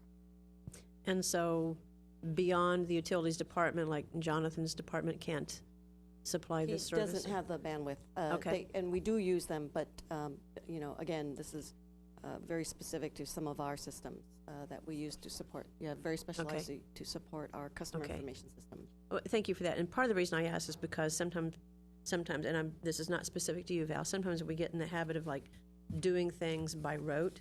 And so as we've had, expanded capabilities in-house, I just want to make sure we hadn't just, followed customary practices as opposed to addressing what we can do in-house now. Well, Jessica... You understand the question. I totally, and just so I can assure you, it's not rote.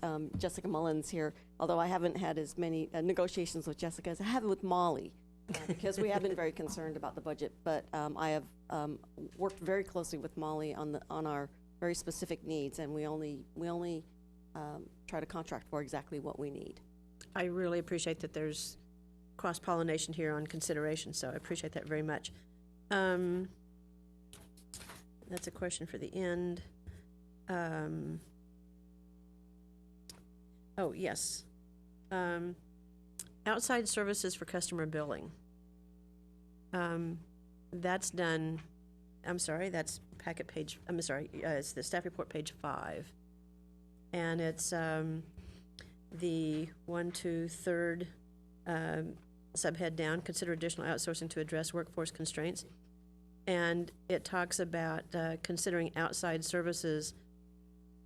It says, in addition to the outside services currently used by the utility industry, regularly outsources services to deal with a number of things here, and one of them is customer billing. And this came up, and I can't remember, offhand where it was. It came up before, where some of the billing kinds of things, some of the accounting kinds of things, maybe we shouldn't be doing those in-house. So I'm just wondering about customer billing, and maybe it's a question for both of you, why that's done in-house as opposed to contracted out.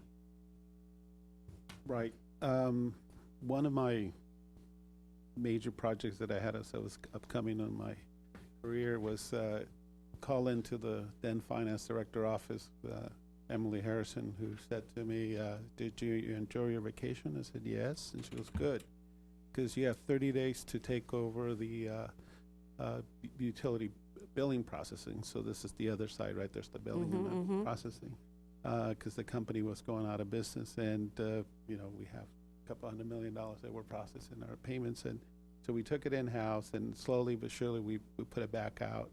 And I think this is one where we have to look at that, and the technology is getting better, and we have to tie in the technology with habits. So I'll equate it to my own experience, I'm disclosing I'm not in Palo Alto, but I think it's similar to everybody else. That what you do is you set up your payment accounts, your auto payments, and you set them up through your bank account, and that goes to the city. In this case, right, for me, it's PG&E. Well, it would be an extra step for you to go into the system, the Palo Alto system, to say no bill or to pay it through there. We're trying to find a way, and we've been talking with Val staff and with the new technology to allow for that to happen, so people can get their bill electronically and automatically paid and not be inconvenienced. And I think that's probably the best way to go, instead of either doing it in-house or paying a third party to do a bill. And it also saves paper. So that's part of the discussions that we're having as part of the assessment of the system, assessment of what we produce down in the print shop as well. Okay, all right, good. And then just one or two quick other things. I think Well, based on both the report and on the presentation this evening, it looks like, congratulations are in order in many arenas. So, good going on that. I would suggest for the presentation that, for what it's worth, because the way this is gridded, without any footnotes or anything, it gives a very different picture than what your verbal presentation gives. So, Councilmember Byrd, I know, has always had, or often brings up issues with this too. It's like if this is just shown to a member of the public or the media, and they look at wastewater collection benchmarking overview, for instance, worse than average. This doesn't tell what really the situation is. So, even a footnote or footnotes or something like that would be most helpful, because don't want to sugarcoat anything, but also don't want to give black marks where they really aren't black marks. It's for the causes of, that you have described verbally to us this evening. All right. Well, thank you very much for this report. It's been very informative. And I'm glad to see that recommendations are already far along in many cases. Director Fong, can you give me a high level evaluation of how valuable you have found this process? Low, medium, high? I'd give it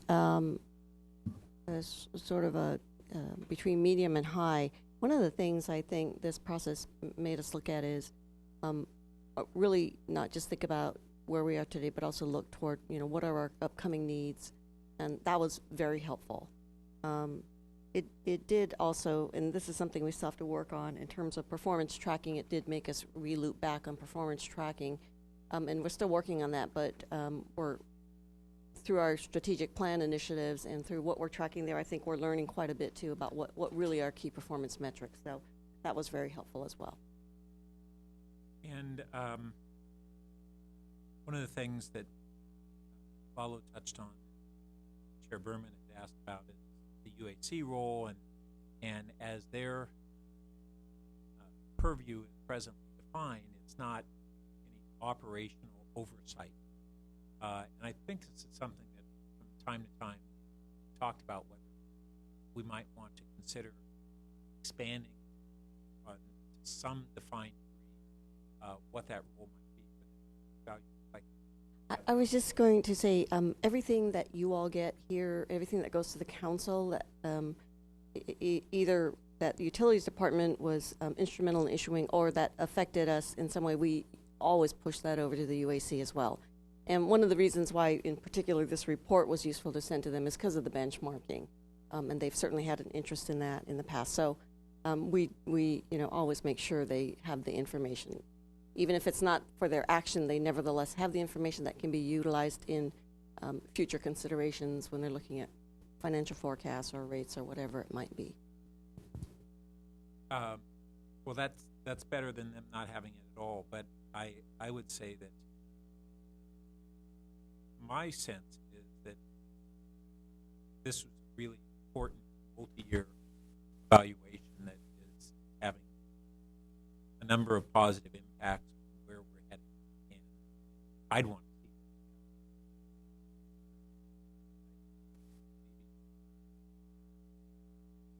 that. Item may want to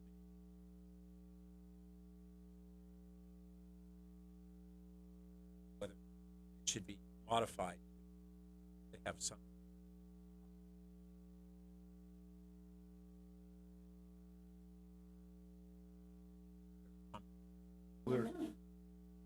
We're just discussing whether it's a chartered amendment requirement or not. Okay, Jessica Mullen from the City Attorney's Office. I know that there are some sections in the Muni Code specifically setting forth the bylaws that the UAC abides by, so that's something we need to look at. And also, before we would move forward with any sort of recommendation, if it would be all right with you, I'd like to be able to analyze whether or not there's any charter amendment requirements as well that we'd need to also contend with before we move forward with anything along those lines. Great, thank you. And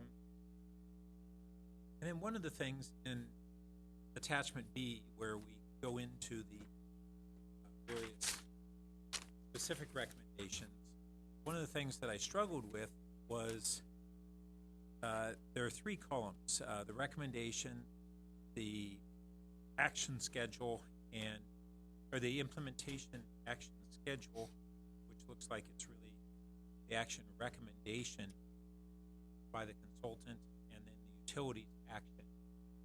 And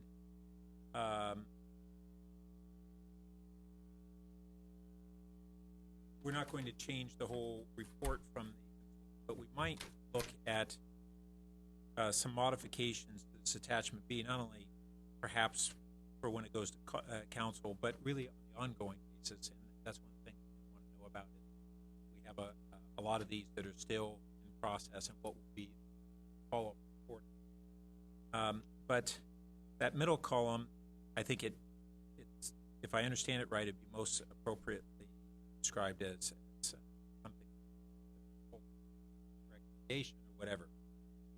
But what I also don't see is that we have a recommendation, but we haven't defined, this is in a very brief, all of it, much greater depth on it. So I understood that it's at a high level, but we haven't defined the problem or the opportunity, if you want to frame it in a positive way. We have a recommendation, but why are we making it? We're not looking for rewrite within the report or level. So just in fairness to our consultant, this really was developed by utility staff as a way to at least indicate what, really the purpose wasn't to, it was to tell you that we've been not sitting on this, but have actually been taking action. So if this table needs clarification, that might be on us. But I thought that when I looked in the consultant report that it mirrored. It does. Oh, I'm sorry, it does. But it doesn't mean that they didn't, in their report, further explain why some of these are needed that we didn't include in here. I have to find it, and I will admit that I didn't read the entire report. We forgive you. Kind of know your packets have been quite heavy. Even when I looked at those comparable sections in the report, I thought they were framed in a similar way. Okay, maybe I'm wrong. But either way, be that as it may, I would recommend that this add a brief description of however you want to frame it. I would say in a positive, kind of proactive way, it's an opportunity.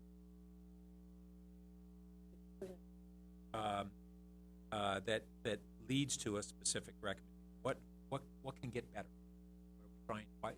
Something that's been identified as something that either needs to get better or simply could get better.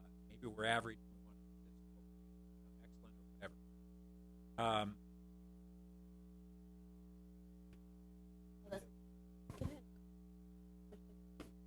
So if you look at the city auditor department's recommendations, they come up with the finding and then the recommendation.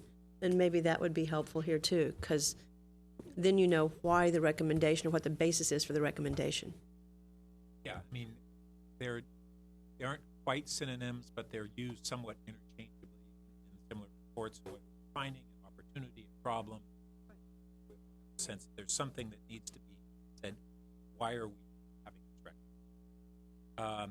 And then we have the consultant's action and then a status, but we didn't turn that into an objective, which is really often a restatement of the finding into, okay, so here's what we're planning, what we want to do. And then it flows from there to action. And then finally, the measurement, the metric. And we don't have that. Oh, I did want to say that there are a few places where there is an objective embedded in the recommendation. So a couple places there, places it's not. But as we go forward, look at each of these. I want to say, well, how do we determine success? And some of the places that's also embedded, and others we have quite struggled through. And I know that in these kinds of processes, at first glance, it often looks like, well, how could you measure that? But almost invariably, we get together, they struggle anywhere from very objective metric, subjective, but there's still things that we say, this is how we will look, say, it practice. And then, Steve, you mentioned on your energy efficiency in your PowerPoint presentation that it was a little bit of an anomaly because one, we're deliberately spending money but it occurs to me that the most meaningful metric for energy efficiency is not how many dollars spent per ratepayer,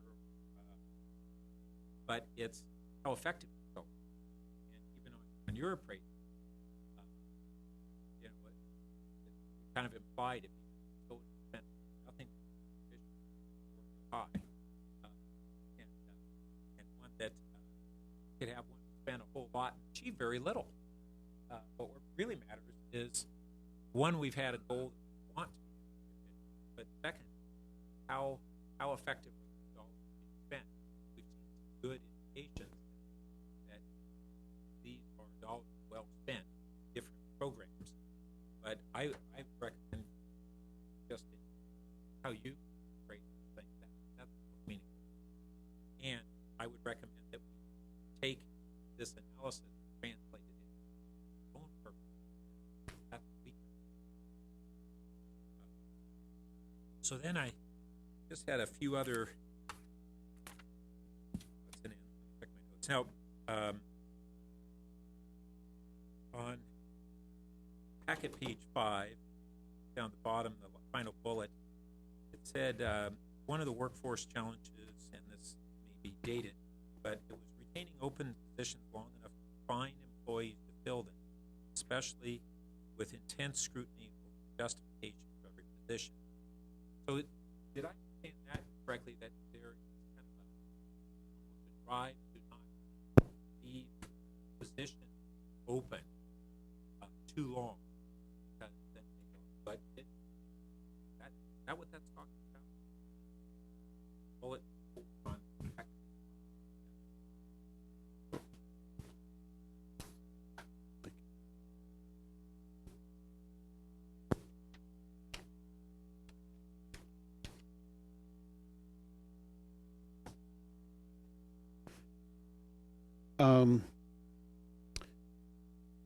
Well, let me tell you what we're doing now.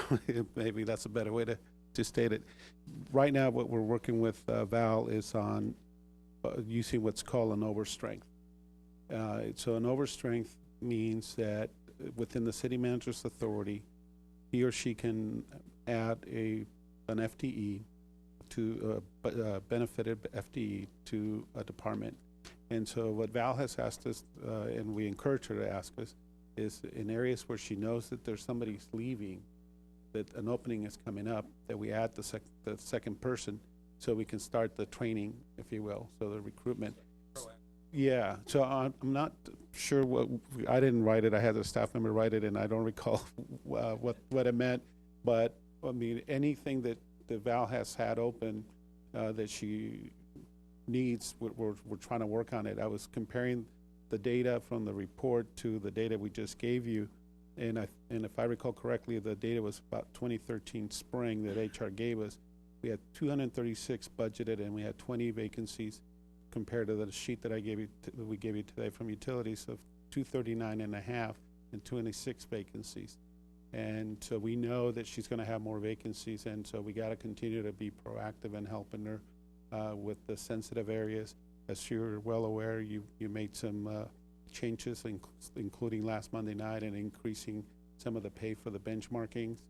So that's going to hopefully help us, because that'll come into play. So I think, Val may have more comments, but I from a financial perspective, we're trying to be as flexible as we can to help. And then on staff page 4, customer satisfaction, I just want to call out that it's real favorable that we're seeing that the recent customer satisfaction survey exceeded that of all other California utility. Page 4 of the packet, of the staff report, page 6 of the packet. We're wrinkling our eyebrows. We don't know if we exceeded everybody. We know we're certainly not at the bottom of the pack. Okay, well, we'll go with it. We'll go with it. We'll go with it. We can. Yeah. Okay. Well, then we'll hear back on that at some time in the future, I guess. And then bottom of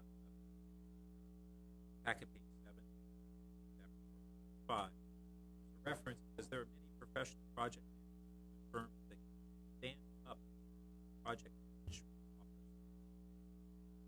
That's the argument. Provide you with a team of project managers who can come in on a temporary basis, features, execute project. And then following it continues on that same subject. It's, doing some of this project management would relieve workload from engineering, which would allow them to focus on project delivery. So, could someone clarify for me the difference between project delivery and project management? Sure, I can, from my experience of your engineering teams and other engineering teams and similar utilities, there's a lot of elements to project delivery. You've got to prepare designs, calculations, drawings, procure materials, procure equipment, procure contractors, provide construction inspection. A lot of technical work best allocated to an engineer. Project management is kind of at a higher level than that. Project management is about understanding schedules, budgets, deadlines, milestones, project charters, objectives, communications, and so on and so forth. So, Technical. yes, correct.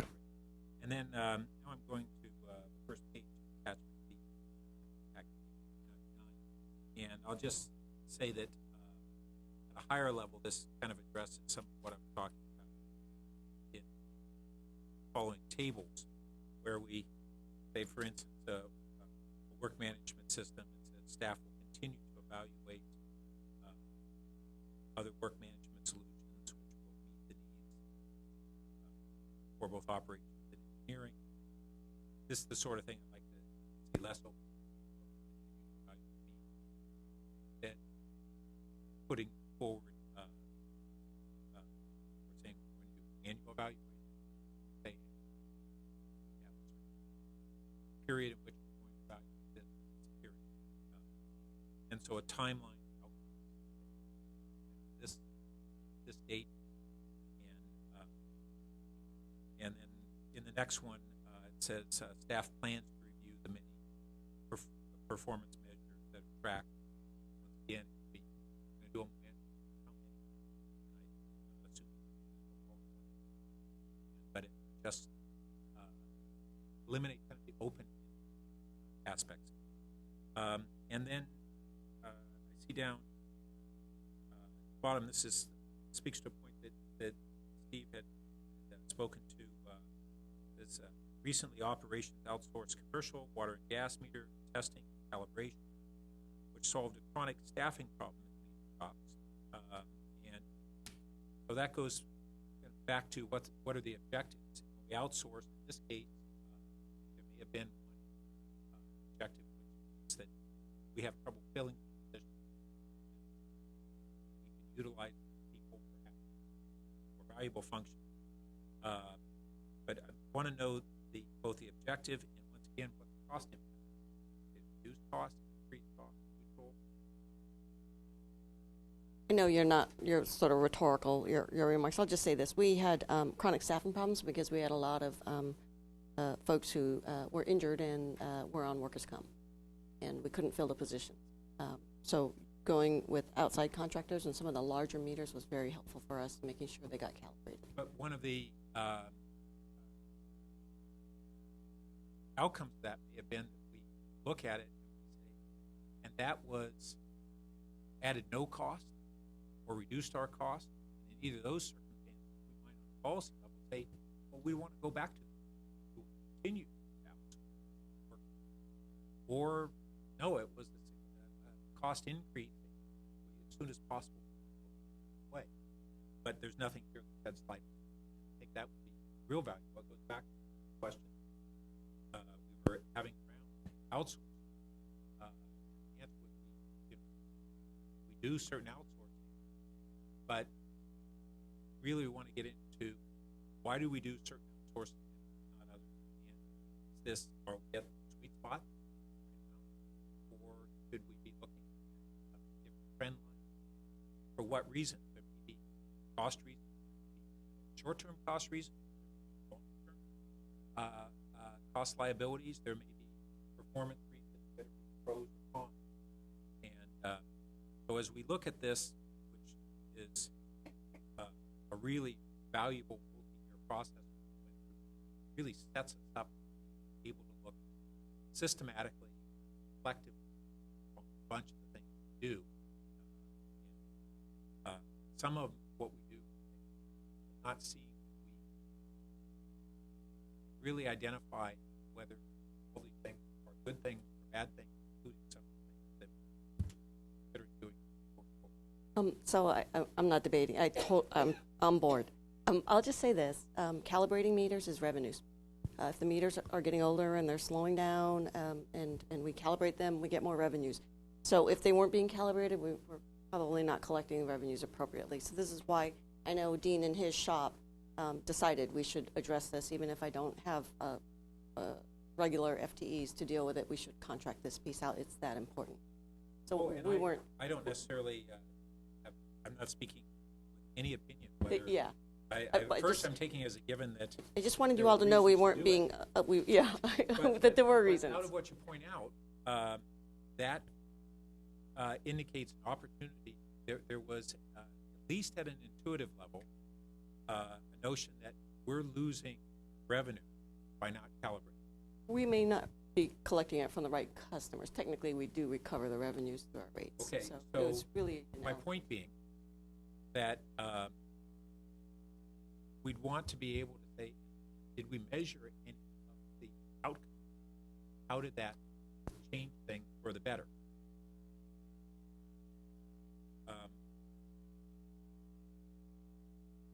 So I noticed under customer support services, we're talking about adding an additional classification for 2 different areas.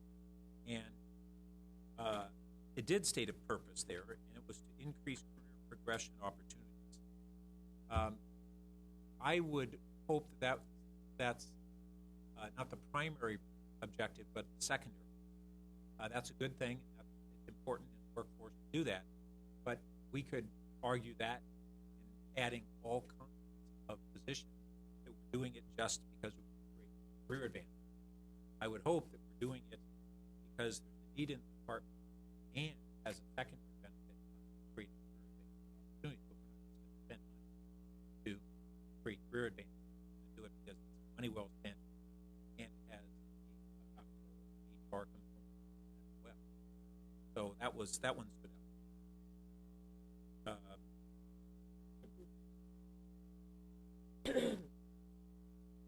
In that same item, we elected to do a customer service, a revenue protection specialist. And this looked like a good concept to investigate theft of service or other unauthorized usage. But I didn't see anything about what we know about that problem. And once again, how might we measure success? So it stood out to me, going, oh, that's interesting. It sounds like that was a good choice by staff, focused on this, but I couldn't find it. Say a similar thing on the next item, outsource water meters. What are the financial and performance goals? So that so I think that covers my questions and comments. Overall, I think it's been real valuable, but I don't want to have this be the last that we're all looking at this in a real systematic way. And hopefully we get help from UAC in the future. Those were some good points, and I just wanted to add where we're at in the process. So this is what utilities has responded, and then the internal process that we have, they put that proposal forward to the city manager, and then the city manager has similar discussions and questions as you have pointed out, and then he will make the determination on what comes forward to you. So I just wanted to tell you where we were in the process. Great. Vice Mayor.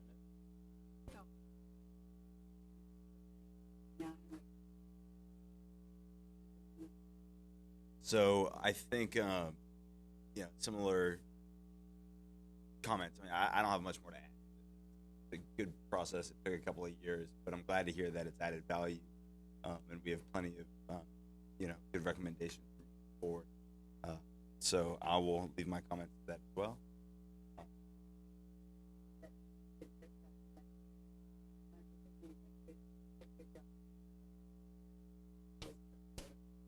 Now, was there a motion to the attached report? Several of the finance committee comment approved forward to the city council, a motion, so do we need a motion to? I think we should, to be formal. The report did go in the packet for every council member to have, but I think that to show your discussion and your questioning and be in the packet.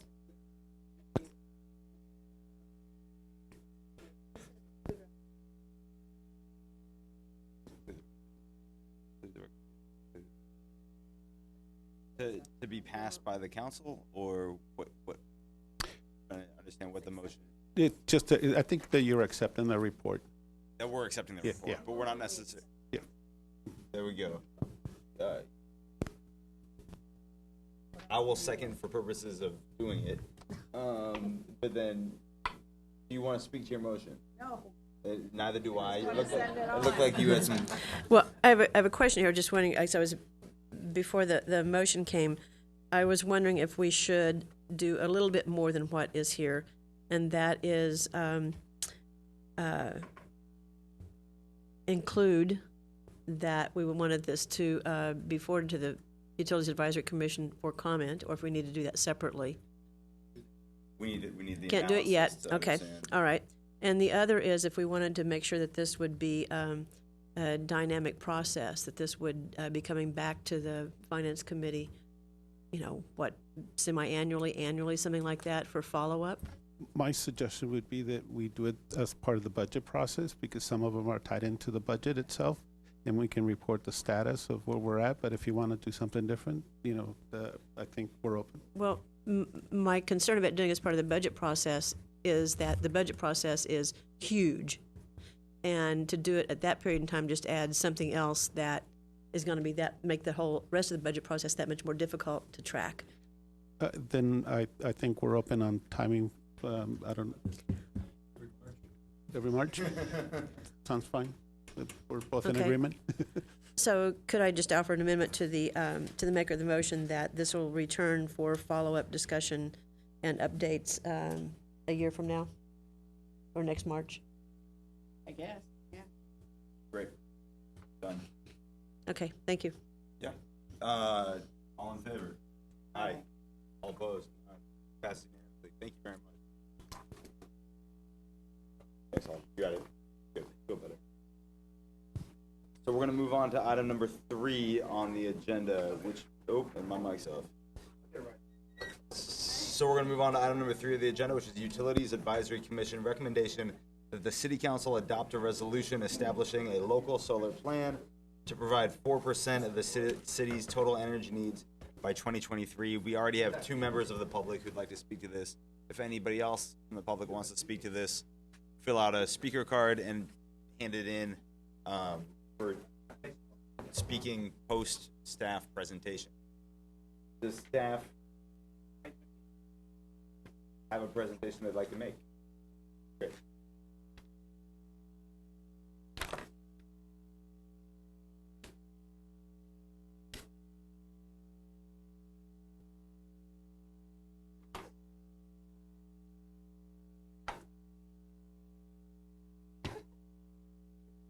Thank you very much. We have Senior Resource Planner Monica Padilla here to do a brief presentation on the local solar plan. Oh, wait.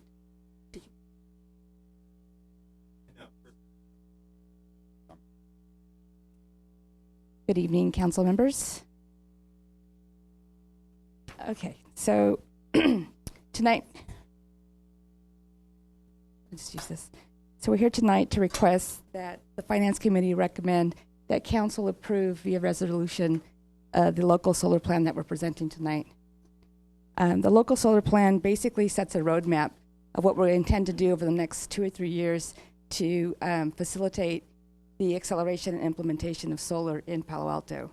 It kind of builds on the programs that we have right now in place and offers new strategies to bring solar to those who don't have solar right now.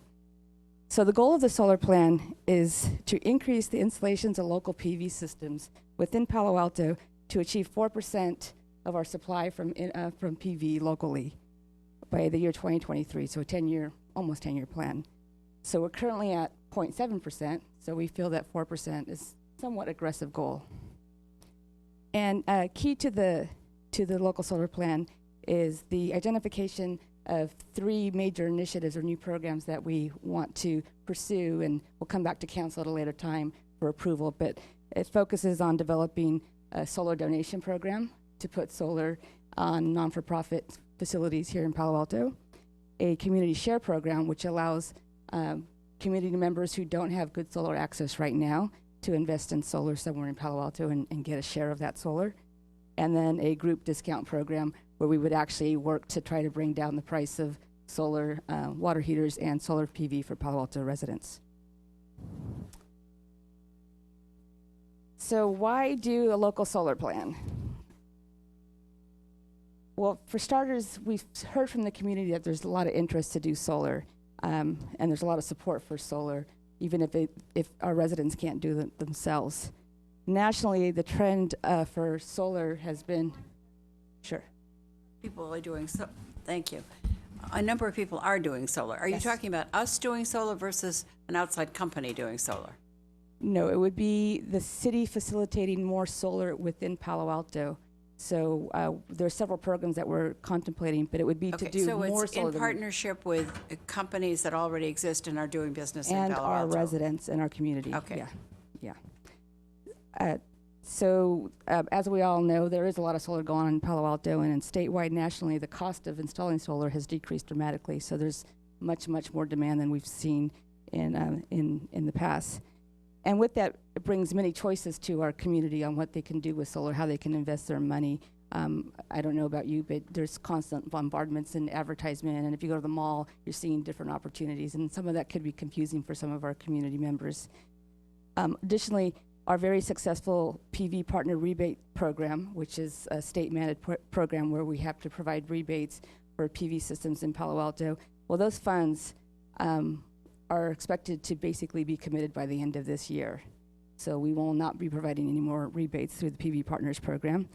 And the other state-mandated incentive, which is net energy metering, which allows our, it's a pretty attractive financial incentive for our PV participants. We expect to reach the cap of those funds by 2017, so that incentive will go away as well. And last, the tax credits, federal tax credits that are available to people who install solar are also expected to go away. So a lot of the incentives that we see right now, we expect will go away. And so we want to be able to provide kind of a transition to encourage more solar in Palo Alto. And we want to be able to do this in a cost-effective and safe way. So some of the benefits of local solar, and we get asked this question often, if we're a carbon neutral city, since our electric portfolio went carbon neutral, why do solar anyway, since we're already carbon free? Well, there are some benefits, and for starters, it does reduce the participating customers' utility bills. So if you install solar, it's a good financial investment for you in some cases, or in most cases. It reduces the amount of renewable energy that we have to buy for all of Palo Alto. So there's a benefit to all the ratepayers when a participant or a community member does solar, and that it reduces costs. It also reduces the cost of transmitting electricity from far away from outside Palo Alto and distributing it within Palo Alto, so we have some savings there. It may help reduce the need to build expensive transmission and other facilities, and it provides strategic value to the community. And that strategic value is yet to be defined, but it's the sense that we have some local generation for reliability purposes and for other purposes. So as Councilmember Liz Ness said, we are doing quite a bit of solar in Palo Alto, and as you can see by the study here, we rank in the top 10 in the nation in terms of solar installations as measured in systems per customer. So you see Palo Alto there and as number 7, and we just want to note that some of these other utilities, like the ones in Hawaii, tend to have really high electric rates, and Palo Alto has low electric rates, so we're kind of in a different class, but yeah. And in California, we are the number 1. Oh no, Roseville is, so number 2. Darn, they have a lot more solar than probably. So even with that, we still see potential. So we did a really high level kind of technical analysis potential or technical potential, and we found that there's about 100 megawatts of solar that we could technically get in Palo Alto, but realistically, we think we can only get about 23 megawatts of that. And this table here shows what we've achieved so far through our PV Partners program in terms of capacity and energy and a % of our energy needs. What we expect to get through our feed-in tariff program, which is CLEAN, the Clean Local Energy Accessible Now, thank you. And what we naturally believe is going to happen, yeah, soon, maybe cleanse, or we can get, oh, anyway. Anyway, so as I said before, we think the 4%, while it's aggressive, is achievable, and so this plan helps us get there. I'm going through this really quickly because I'm trying to meet that 9 o'clock deadline. Thank you. So the local solar plan, again, the main goal is to get that 4% penetration by year 2023. But it establishes a series of strategies on how we're going to get there, including we'll work our hardest to try to reduce those internal barriers or soft costs, and these are ones that you see through like permitting process, which from my understanding, we've already made really big improvements in reducing the cost of getting a permit here in Palo Alto to do PV, developing the proper policies, incentives, and rates to encourage solar, but not subsidize solar. So that's an important aspect. Like I said, we did a high-level technical potential of what we thought we could do here in Palo Alto and where those opportunities, but we want to do more work on that, so we'll be looking at where is that potential and where can we kind of tap into for solar. Number 4 is a big focus of the plan, and that's to develop programs for customers with good solar access. And then number 5, develop program for customers without good solar access, and that would be like the community share program that we talked about. Number 6 is to promote solar at city facilities, and this is an effort that's already underway here, and not being led by the utility department, but by the Public Works Department, and trying to identify places to put solar on city facilities for good economic reasons and to demonstrate our commitment to solar. And then last but not least, to educate through innovation and demonstrations. So we feel that's important to promote solar. So in terms of a timeline, as I mentioned before, the approval or the recommendation to approve this plan doesn't commit us to doing a particular program. It provides direction to us on how we will roll out these programs.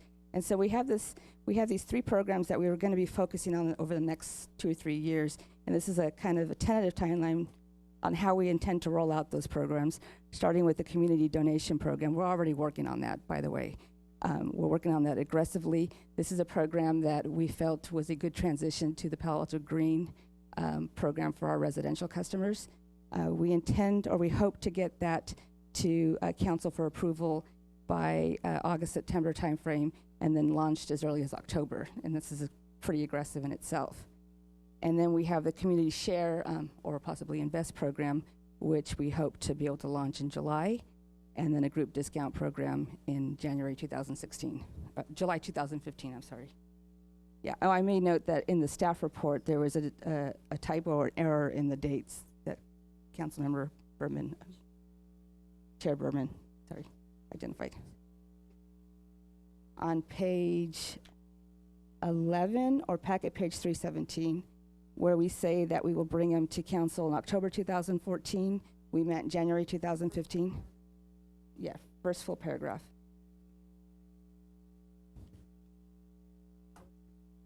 So the correction is that we will bring the proposal by January 2015 to council, and then for an implementation by July 2015.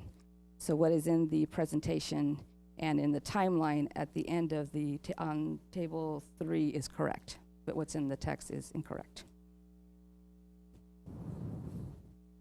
So next steps, we are scheduled to go to City Council on April 21st with this, with a plan, and then we'll start implementing the plan. And like I said, we are already doing some of the work associated with that. So just to back up, our request is for the Finance Committee to recommend approval of, via resolution, the local solar plan. Thank you very much for the staff proposal and presentation. And before I go to Council colleague, we have 2 members of the public who would like to speak to this item. And if anybody else would like to, please fill out a speaker card and turn it in. The first is Bruce Hodge, and I want to give Bruce credit for catching the typo in the staff report and relaying that to me. And I was supposed to get you the answer to that this afternoon. I didn't, so my apologies, Bruce, but now we know. And you'll have 3 minutes to figure out how this works. Go.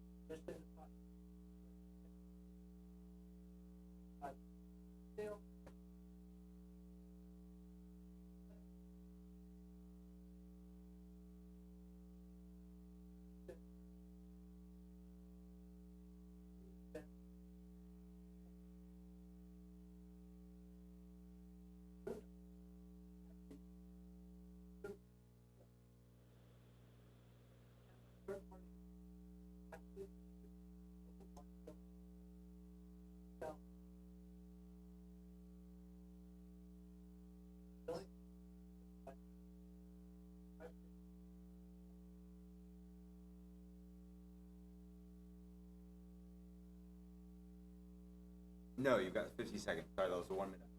Yeah. We strongly recommend the city.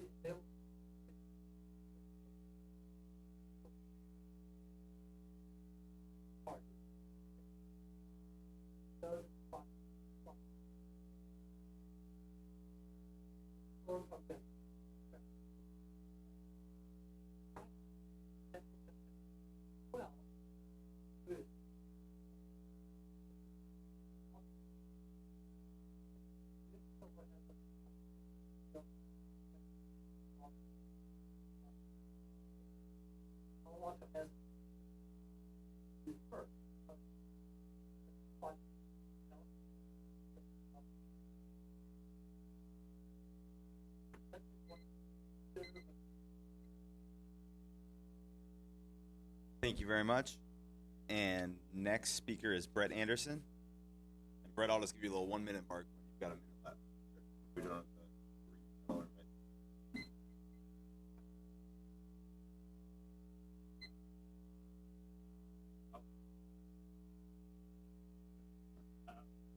favor.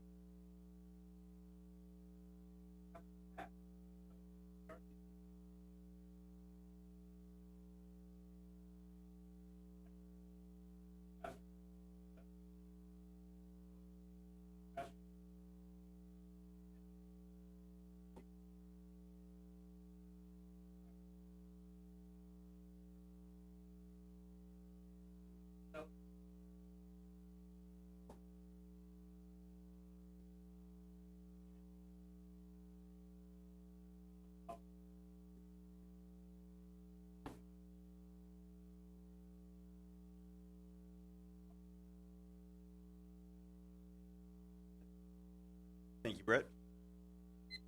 And I will now turn to council colleagues for any questions, comments.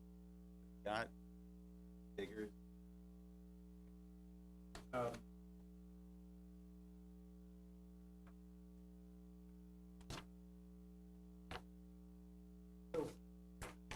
first, I want to clarify on the federal investment tax credits.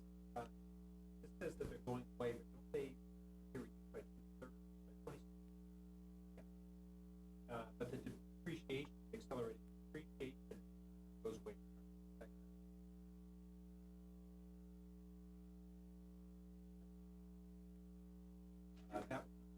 All right. Under the benefits, the local solar benefits that I would first add.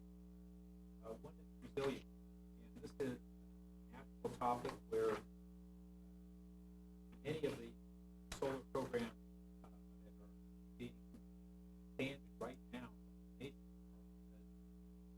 for recognition of distributed generation providing resilience on power drastically clean program like the Hurricane Sandy. So that's long term element. There are issues about how that ties in create the resilience for that site. Can do from our office that services has been very interested in rooftop solar here because of the resilience we provide for our emergency response. But that can be either resiliency for a particular site that comes in near term, or resiliency within our local grid. Build that supply from larger solar. Second is there's real value, which is value shape. That's becoming increasingly recognized. Put solar on a rooftop, it's reduction. HVAC requirements for a building, and when we put them on parking lots, we all see that we see solar on the parking lot, the first place people park. But we don't often monetize that. We're charging for parking. Places that do charge for parking will start to charge more pay than elsewhere. Than unpaid. I don't know whether it's still in the works, but when you take over the airport, there was a solar developer to paid all of our outdoor tie down. The revenue the city eventually get from being able to sell shaded tie down, heated revenue get for the land for solar. So it's a real factor. And then on our own parking garage rooftops, we're looking at, for instance, the Calvert garage rooftops that last parking. One of the reasons that they're last parking, they lack the rain protection. I said shade, but it's really rain protection and shade different. actually a really underrecognized factor where that applies.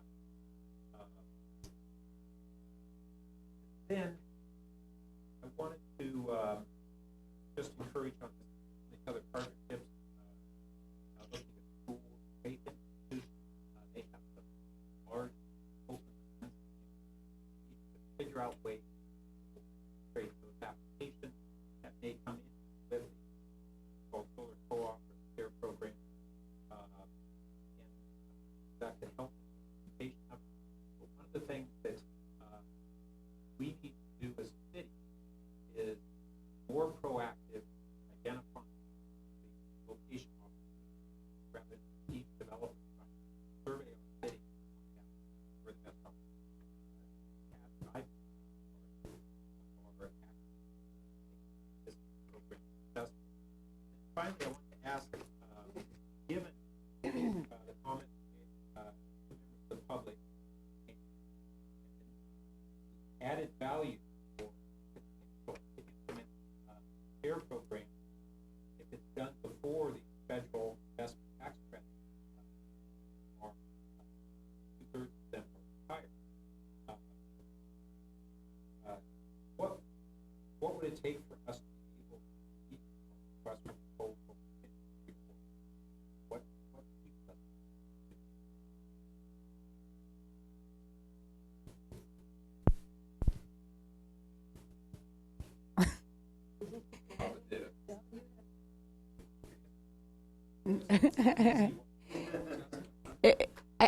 I can start. So when we prioritized or when we came up with the 3 programs, we had certain constraints in terms of resources available that we could dedicate to developing those programs. And as I mentioned before, the donation program we thought was a very nice kind of transition from Palo Alto Green, and that was our first focus. We didn't necessarily assess the potential for each of the individual programs, but we do know that in the donation programs, particularly with the schools, there's kind of a pent-up desire to do solar, and they've been waiting for some kind of assistance from the community or some kind of help from the city to get that solar potential developed. I think we've identified about 500 kW or half a megawatt of potential at the schools. So that's why we prioritized that one first. But if we were to put that one second or third, and we moved up the community share program to answer your question, what would prevent us from issuing an RFP in the next 2 or 3 months? It would just take us about 2 or 3 months. I think we could probably get an RFP out in 2 or 3 months once we decide what the scope of that RFP would be, how we want to design the community share program, what are the different attributes of that program. We could probably get something out in about 3 months. Let me take one step back on the donation program. That was another question I have. We have lots of school districts that are aggressively installing. We have slightly lower electricity. That's one reason why maybe it doesn't happen quite as well for us. But we also have not only our PV Partners program, but the CLEAN program. Have we really looked at the economics of our school district doing solar versus other school districts?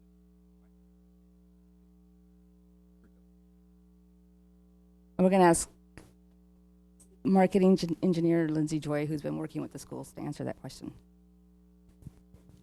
So I've been working closely with the school district business office, particular the assistant superintendent Bob Colton and Kathy Meck, for over 10 years on looking at all the opportunities. And there always were competing pressures for the school district funds, especially in light of the recent enrollment growth issues that have come. So they have always tried to designate some funds to do solar, and then those other pressures removed those funds from being available.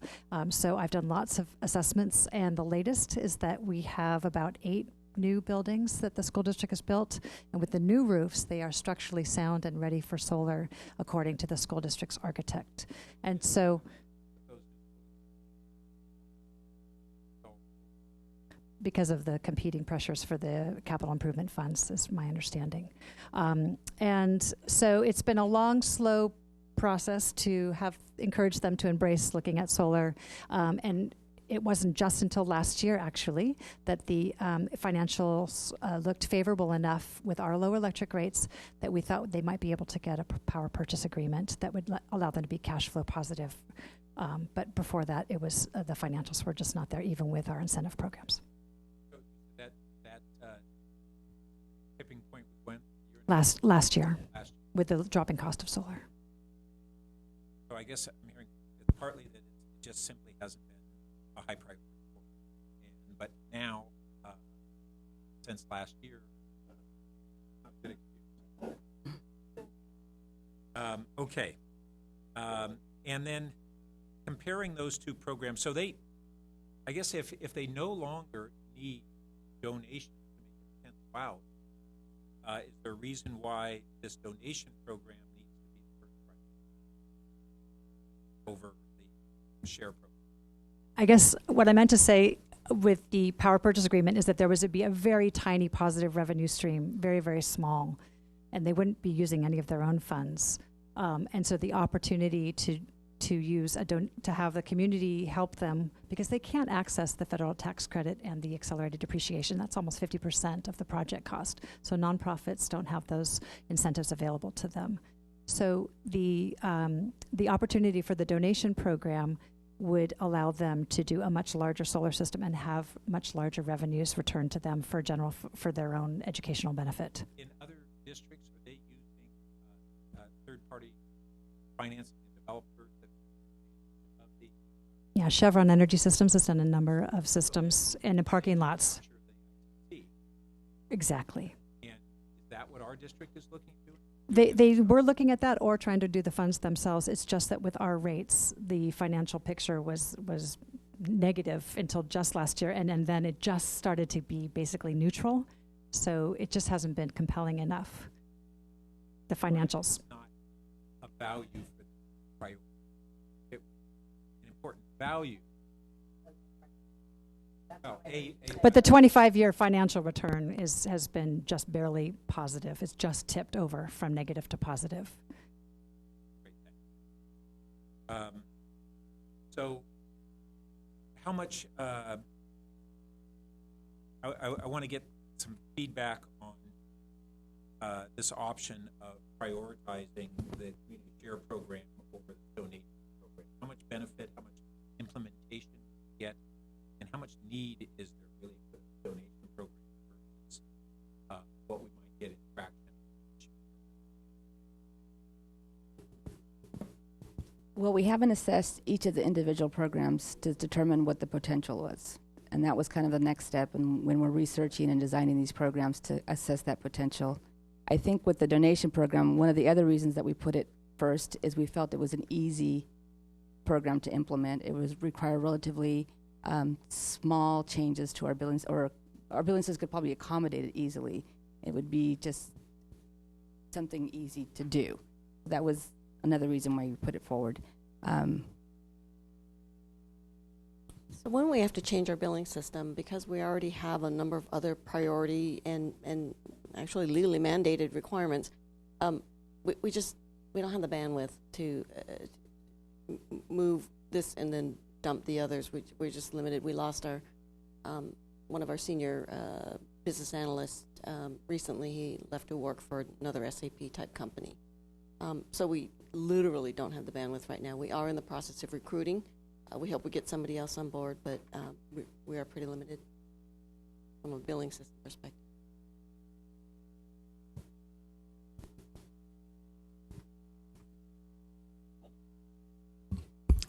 Just one question, I think, is I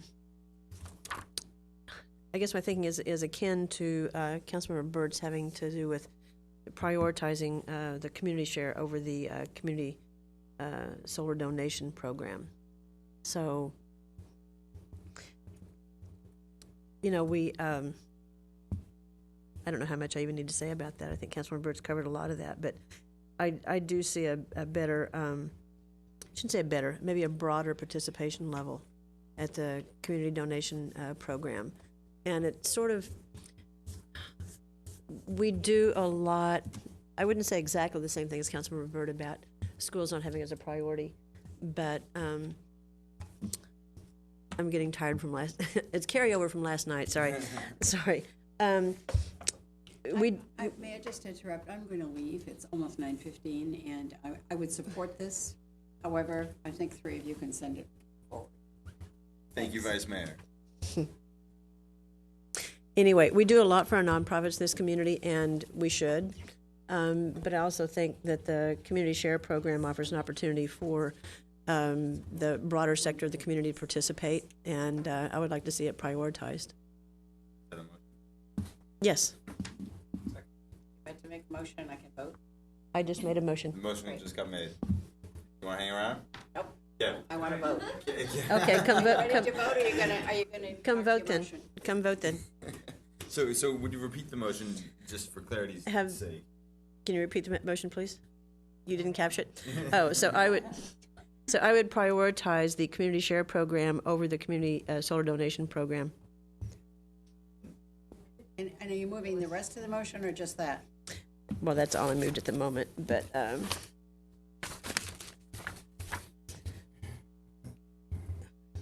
okay, that the Finance Committee recommend that City Council approve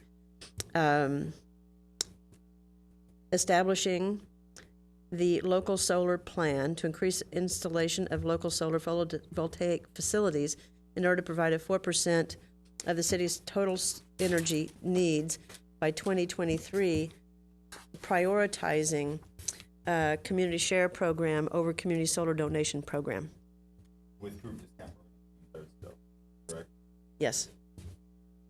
Now seconded by Councilmember Burt. Any additional discussion to your motion? Any discussion to your second? Madam Vice Mayor, any discussion? No, excellent program. Glad to see it happening. Perfect. All in favor? Aye. 4-0 passes unanimously. Thank you very much. We're going to move on to item number 4, which is the Utilities Advisory Commission recommendation that the City Council adopt a resolution refunding the accumulated net revenues from the suspended full needs portion of the Palo Alto Green Program to program participants.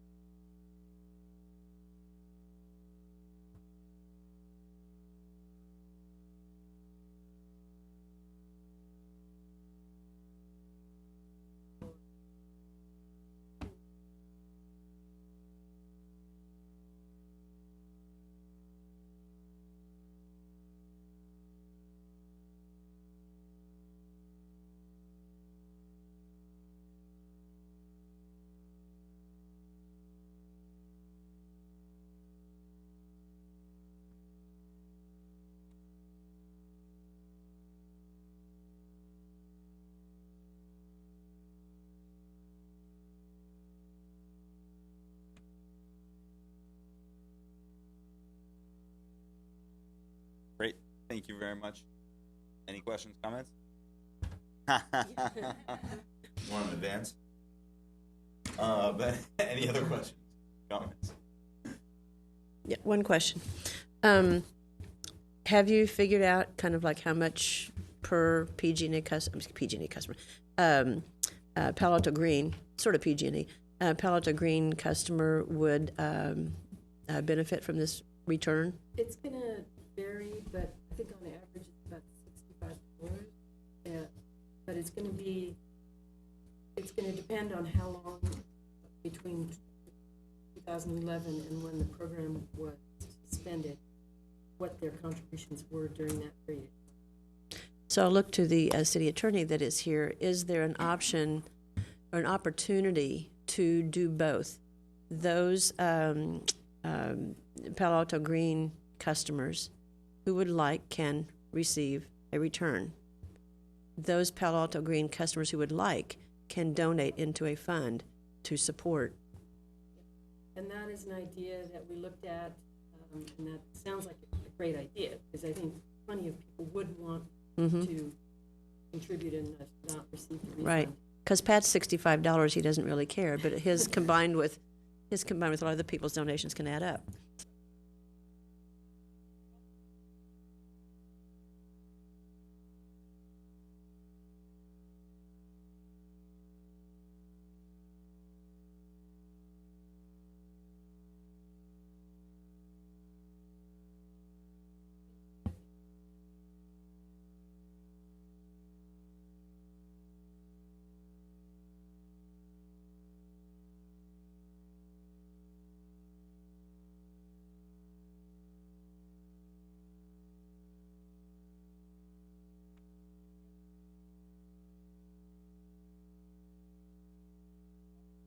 Good part of the money trying to do that. Let's return it all. And we are also hoping to get this done by July, if the council approves by July this year, which is around the same time that we launched the Alto Green Gas program. So we're hoping that we can kind of try, part of our communication will be, you'll be getting this back. Please consider joining this new program. And I also think it feels like the right thing to do, that we're managing this program well, and just sort of going, oh, well, we have this extra money, we'll just put it into reserve. So we're returning it, it feels honest and straightforward, and, the idea that you have, it just is too administrative work to do. I think it's absolutely the right thing to do. And there's no question about that. I think it's absolutely the right thing to do. That said, and hearing what you're saying about how complicated it is, it seems like there ought to be maybe an easier way, though, to get people to just donate, like set up a fund, a website where they can click and donate, their rebate, it's not a rebate, their refund to X purpose. It seems like it doesn't need to be a track this, track that, track this, track that. I don't know. Maybe I'm simplifying this. Huh? They can do that. They can donate whatever they want. Yeah, I don't want it to be in the billing system. I want it to be something that's like a separate, like, drop your check in this box.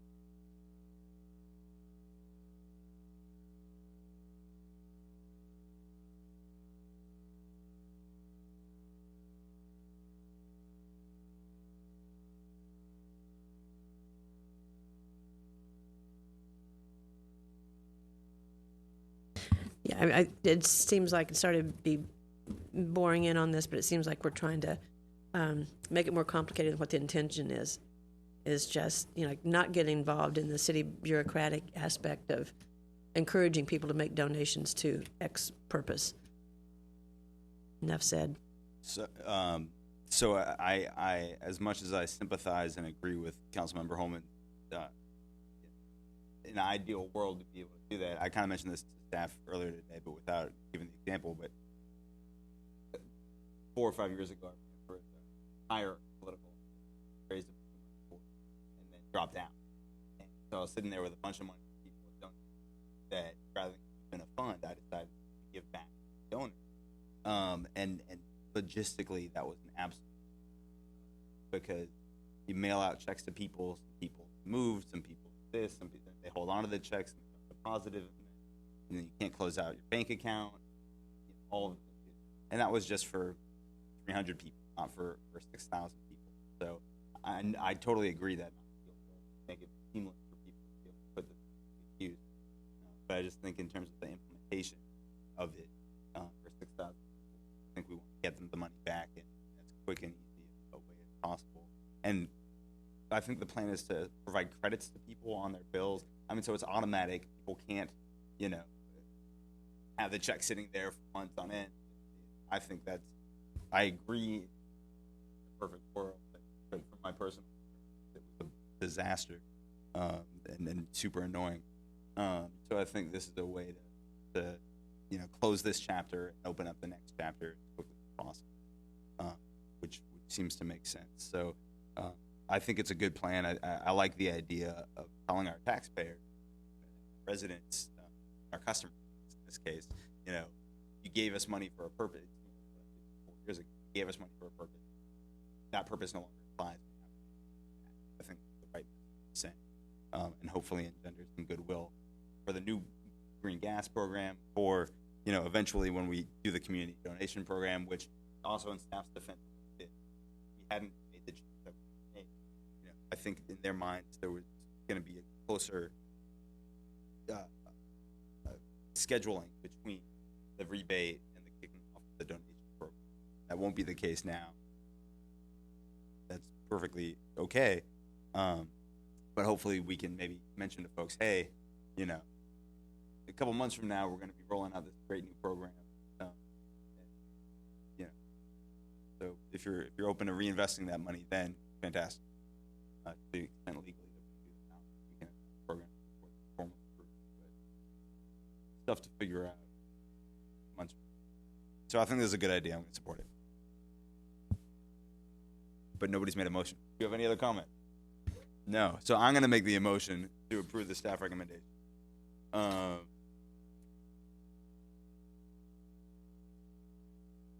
That the City Council adopt a resolution refunding accumulated net revenues from the suspended full needs portion of the city's Palo Alto Green Program to full needs program participants. Seconded by Councilmember Holman. I have nothing else to say. Anything else? Nope. Anything else to say? Nope. The meeting wrapped up way faster than it started. Yeah, I know. I'm just pontificating. I'm feeling nostalgic all of a sudden. All in favor? Aye. Any opposed? No. Passes unanimously 3-0 with Councilmember Niss having adjourned from the meeting. And we will, I think now, it's in a minute, adjourn from the meeting. Thank you guys. That closes out that item.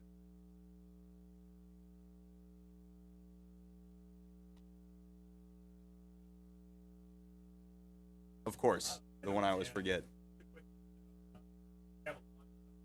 Thank you.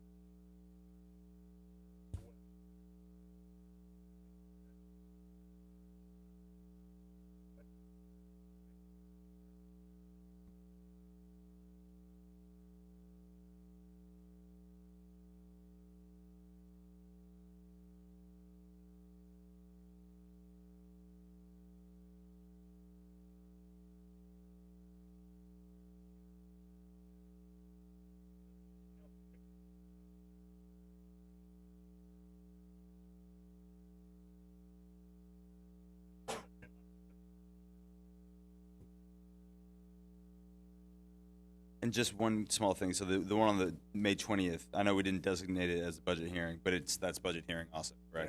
Yeah. Just want to make sure we didn't. And how comfortable or confident are we that we can get through all of those items on April 15th? Are those mostly very quick and easy? On April 15th. So all the.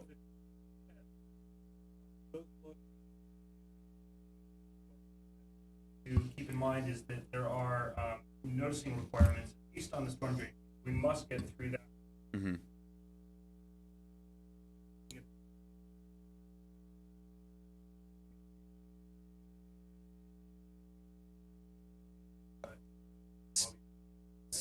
Go ahead. I don't see those taking time. We may spend time on the water benchmarking study. Right. And then in years past, we've spent a fair amount of time on the CDBG and the HISRIP, although a lot of that was when we were looking at cuts and then some modest increases that we had quite a bit of discussion about. It may be less contentious this year. So let's. Yes, I have one question, one request, actually. If you look at, and I don't have it with me, but if you look at the schedule of council meetings, we have 2 or 3 meetings, or 2 or 3 Mondays where we're not meeting. So those weeks in particular, if you can get any of these items to us ahead of time, instead of on the Wednesday prior to the Tuesday, it would be most appreciated, because our council meetings are pretty packed these days. So, I mean, it's always appreciated, but especially, I think, given we have some opportunities and openings there, it'd be much appreciated. So let's connect. Well, when we get closer, and we get a sense for kind of what's going to be in the proposals. Let's loop up and yeah.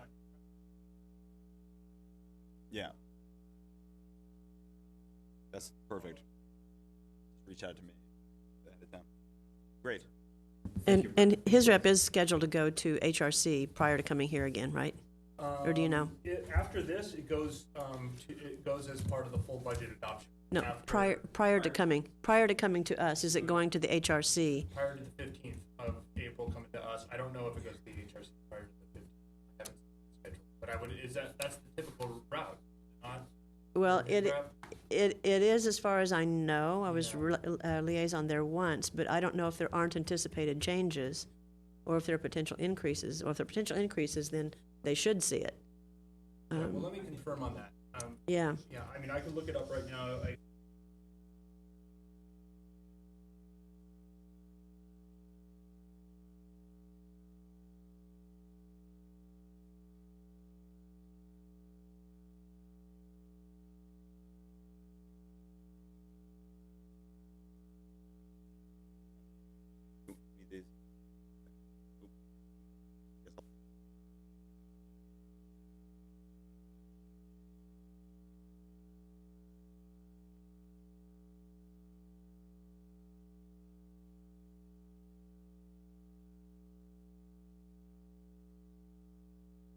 Prior to then the time frame contemplated on the tentative agenda, that's a possibility. Could have been, back in February. We can check that. Yeah, if you could follow up on that, that would be much appreciated, because I think it should go to them. Okay. Perfect. Thank you very much. Meeting adjourned. Thanks.